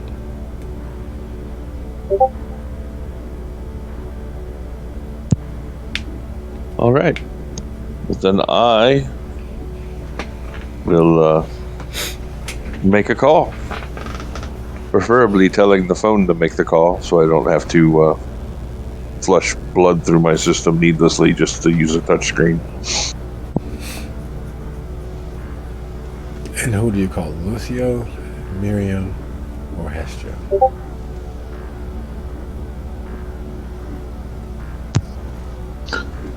I think it's definitely not going to be Lucio and his hot temper. I think it'd be Miriam, actually, because she isn't actively conspiring against me conspiring against her, so... Say that 3 times fast. That's a way with that. I mean, I wanted to be accurate. So as Lucio steps out of the car and your phone begins ringing, Miriam, what is it that you do? I will look at it to see who is calling, because I, much like many others of my generation, prefer texting.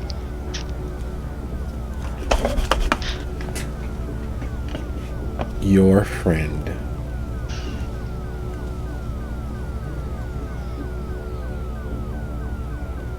Is what it says. Your friend.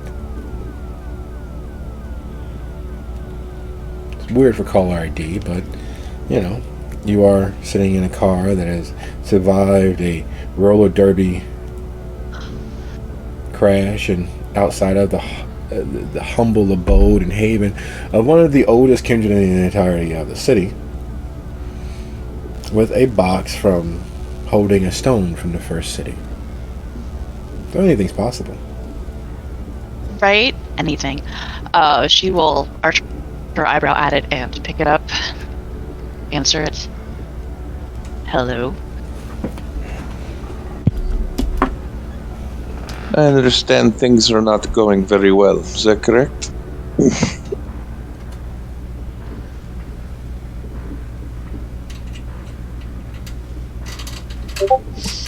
A way of putting it. And she'll kind of like nudge Hestia.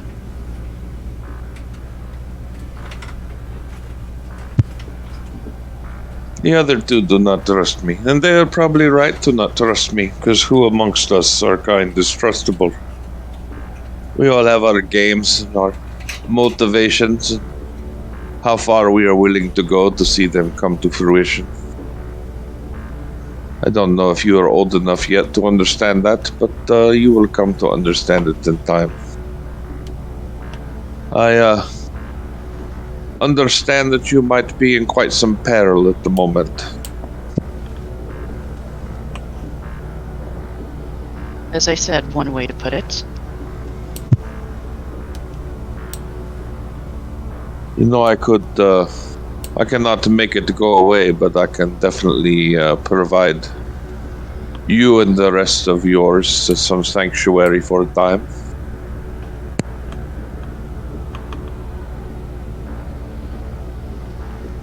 That's not something I can agree to on my own, you know. I didn't figure, but I am approaching you so you can share it with your comrades and see how amenable they are to it. I'm sure they'll want to know how and why and what did I say exactly and all of that because they do not trust me.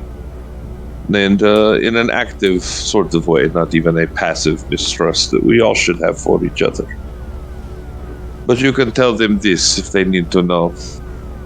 I was assigned to them to be their shadow and help them discharge a debt to the Hakata. To Wosig, but mainly the Hakata. And that debt has not been discharged. That debt is mine to discharge. It is not mine to collect, but it is mine to say whether it has been satisfied or not. And this is something that can be used to keep the Camarilla from doing whatever it is they're going to do to vent their anger upon you. So relate that, perhaps, if you wish, or if you have your own plans, I understand. But trust or no trust, motivations or no motivations, we still share a common purpose, and it is in their best interest to work with me rather than try it on their own.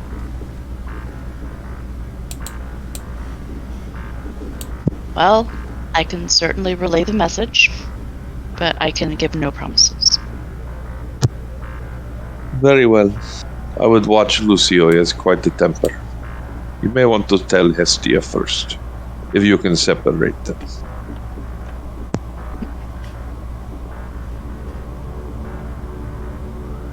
Possibly. Have a lovely evening.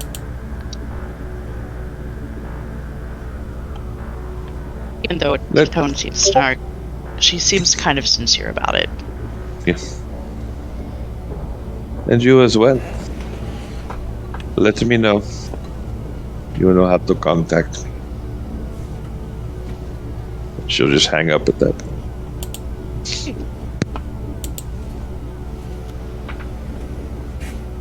And as the phone call ends,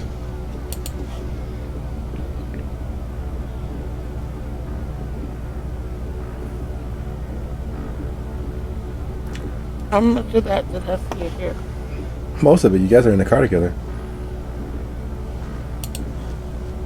He is smirking, looking at me again. Now, why wouldn't we trust her?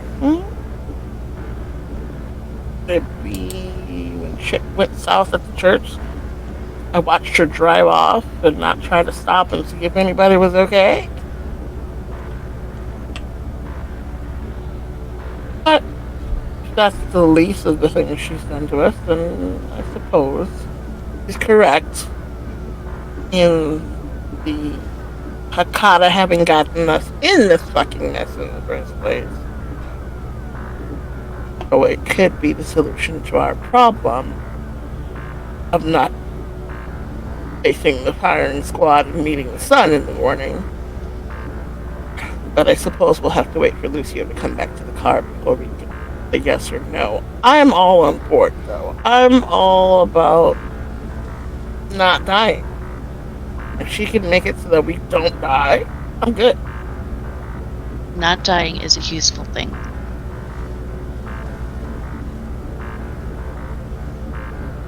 She'll kind of look up at the tower that Lucio has gone into. Sure he's safe up there?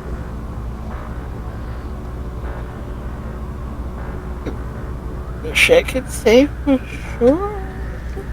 And as you all look towards the Regenstein Library, where Lucio has disappeared into, with the box still sitting there ominously in the broken and mangled car that you all are inhabiting. Inside, as Lucio is all but petrified with the ideas of the many possible angles, directions, and various threads from the time stream that you all can be attacked from, that you all could be devastated from. He finds the professor. He finds Curtius. Curtius is not that hard to find. He is a well-dressed older gentleman amongst a very real gaggle of children. He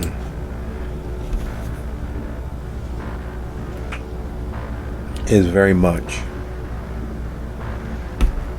the picture of the professor, the old learned individual who is tossing out gems before the puppyish, kittenish, unflying birds and chicks that are these young minds.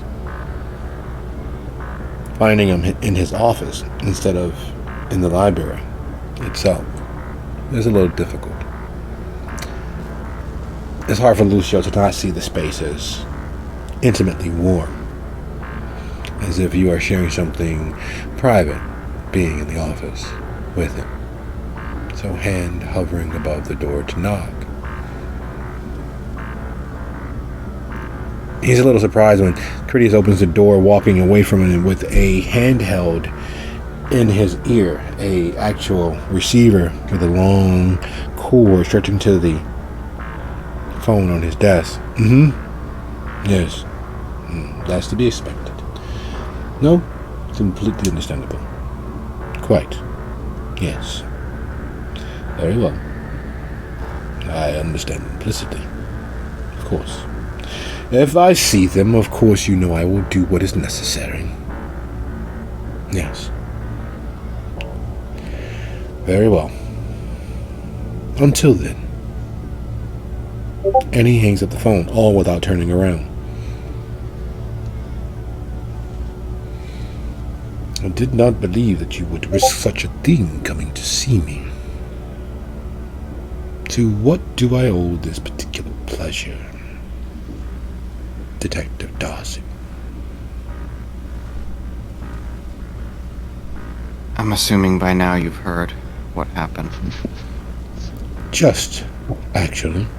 And he leans on the desk, knuckles first, and you can hear them click and pop as he leans more onto the desk, putting more of his weight forward.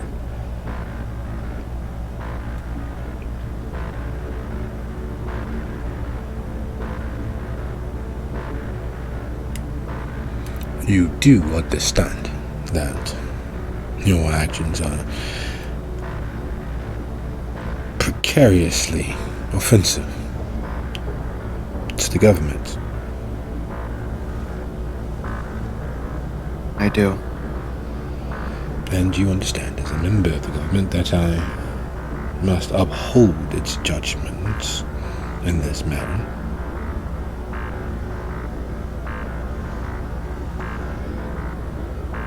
I do.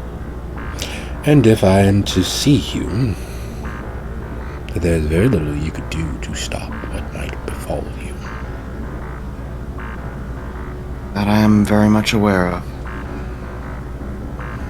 Now, this is a very good thing that I have not seen you this evening as of yet. In the process of not seeing you and not providing you any aid or succor from the righteous fury of our government, do you have a plan?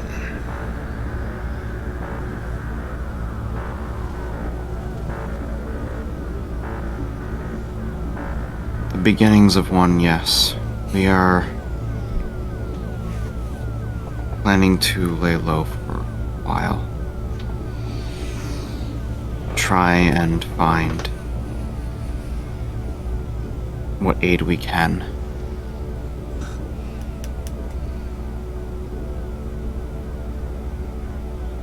I'm I'm going to be completely honest with you. I don't know what's going to happen next. This is, not something I was ever prepared for. Being quite possibly driven from the city.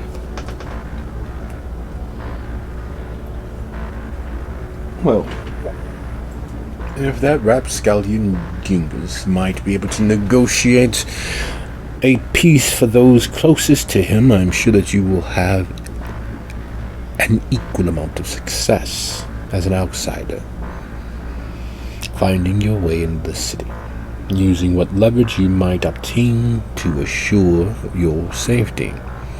But until as a time as you are no longer viewed as persona non grata, laying low may not be enough. You will need allies from without to protect you within. You will need a proxy to act in your stead, and you will need to find a way to remain nearly completely invisible. But aside from those assumptions, there is not very much I can do in regards to offer you aid. If there was the opportunity to perhaps speak with you at leisure without all of the many hurdles between us, I might be able to offer more details. But should you see Lucio for me, ensure that he knows that he does have a friend as best as I might be able to be. Unfortunately, I need to make a call. I have to ensure that the sentries that patrol my domain keep their eyes out for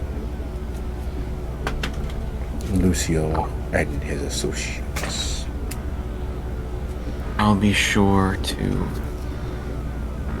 relay the message to Lucio. Good evening, sir. Thank you for stopping by.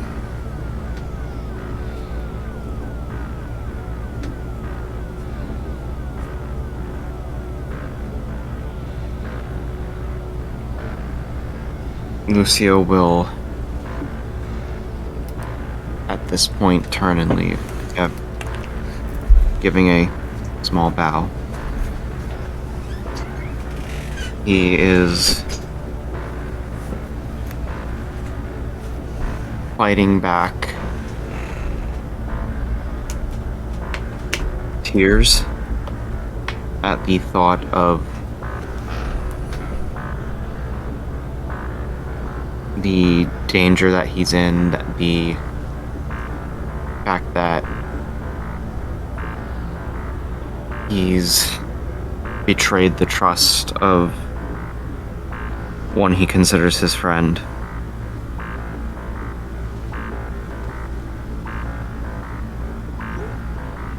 But he turns back and heads to the car.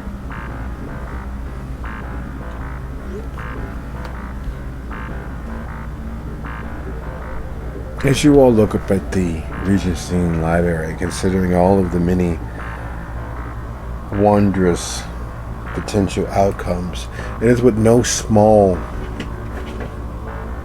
worry that the fear is that Lucio will come flying out of one of the many upper glassed floors of the building, or worse yet, being driven through those foot-thick concrete walls on either side. Or, worse yet, Lucio being walked back to the car, guided by Critias himself so that he can collect you all at one time. And there he is, exiting the front doors, unaided or assisted.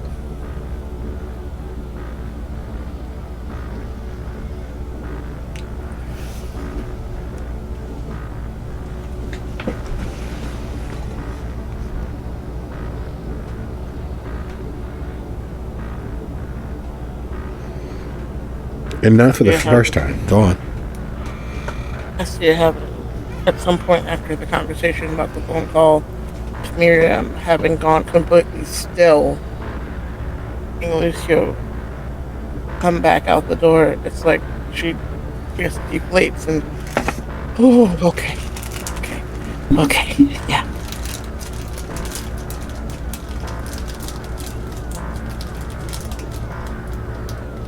All right, let's go.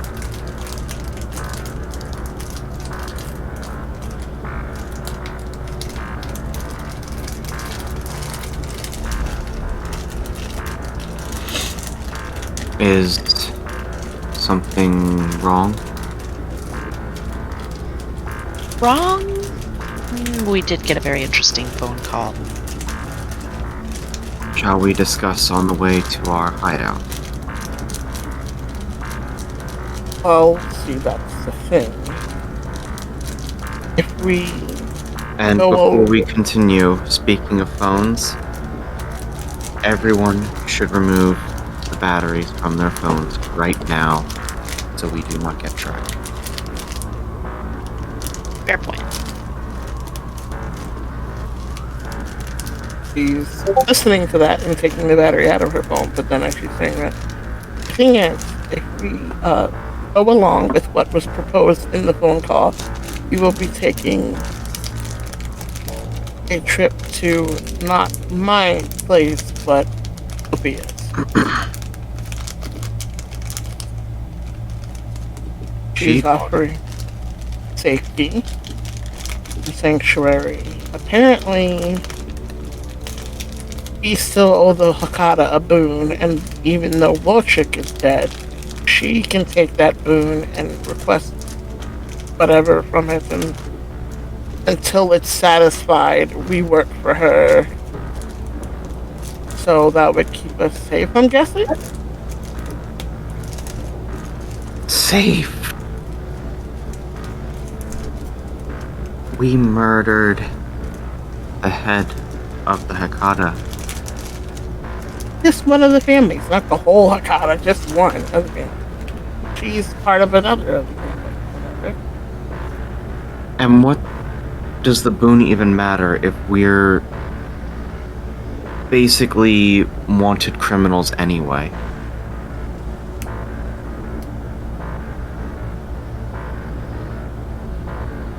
Because we already broke the contract once, so they won't want to compound it and make it worse by breaking the contract again?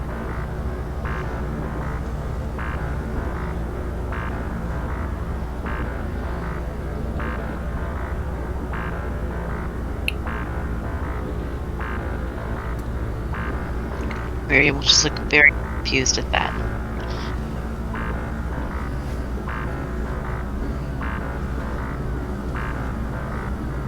Basically, shame on me once, or fool me once, shame on you, shame on me twice, or something. But you know what the fuck I mean. Yes, I do.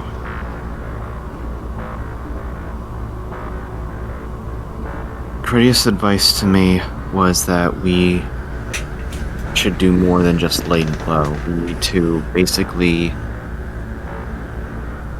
leave the city, have someone act in our stead, and have people from outside the city to defend us from those within. Basically, what we were planning to do when we head to Dalton. If we do what Sophia's asking, we are basically doing the exact opposite.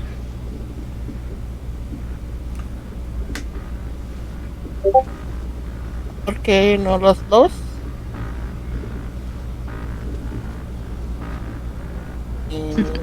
What are you thinking? She just wants us to either agree or disagree to take her up on her offer.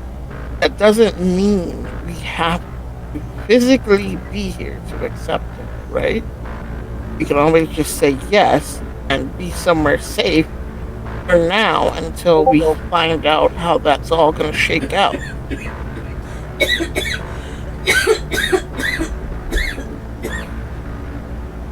Don't die.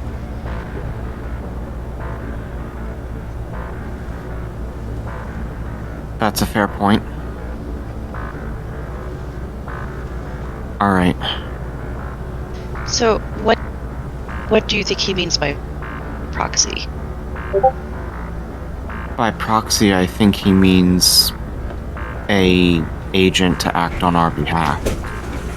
Whether it be a trusted individual or a ghoul or something similar to act in our stead, managing shelter, our affairs, etc.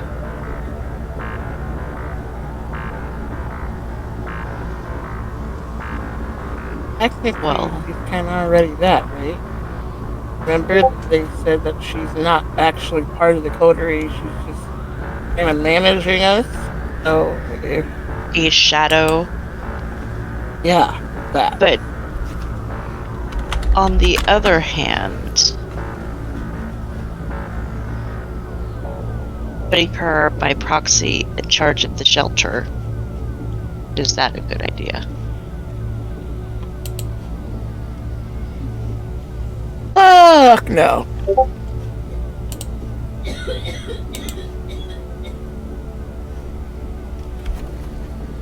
I have ways of making sure that that's still run. I mean, again, I don't have to physically be there. Zoom is a thing. I can do meetings over a phone, I guess. And try to run it the best I can from far away, but I don't trust her to run it, you know.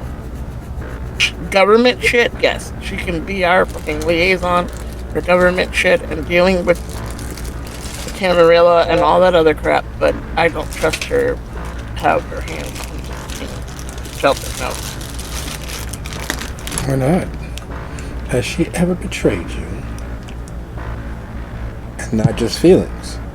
In all actuality, has she ever abandoned your trust in practice? Not just the feeling of it. And therein lies the basic concern, the basic issue. Because based off of actual, actionable facts, the answer is 100% unequivocally no. The feeling still remains. There are certain trusts and certain things you can do to instill belief in another of your actions and your aims, and those steps had not been taken. You had not been brought closer into the fullness of their world, nor has she entered completely into the fullness of yours. Physically there during a lot of chaos, physically there during the impossibilities that have become the day in and day out of the coteries, the shelters, nights. But there's a distance between the two. An emotional one, a mental one, a physical one now, considering that she is in fact on the far north side and you all are in fact on the far south side. Both very much looking at the same lake from a different vantage point. Both very much a stone's throw away from all of that inky black darkness that is Lake Michigan under a moonless sky, but no less disparate. The same sky hangs overhead, the same lake laps at the shores not far from where you are, and the same danger binds you all together in more ways than could be possibly fathomed. Mama Hugo is out there in the night, plans being laid. Ties to the family still in place, all of their enmity, all of that hate still there, seething and writhing just beneath the surface of most things. And the ever-present warfare and battles that take place nightly, daily, and all manners of the hands of the clocks travel. Still in operation, still happening. And lots of big decisions must be made. Because even if not trust, if not for the spirit of fellowship, if not for the inherent risk of not doing so, as much as it is a twisting, bending of things, you all, each of you, are stronger, more successful, and indefatigably vanquishing of all but the most unlikely of probabilities, all but the most impossible of outcomes are yours to have at leisure when operating together. And those choices and that truth sits there in the air between you all as a force as old as the entire written history of mankind and several centuries beyond that works at sundering all bonds and all ties between you and the rest of the world around you. And with that growing, seething, radioactive material sitting there before you all, I'd like to thank you for a lovely session, and I will see you guys next week. Good night, everybody. See you next week. Good night, everyone. Good night.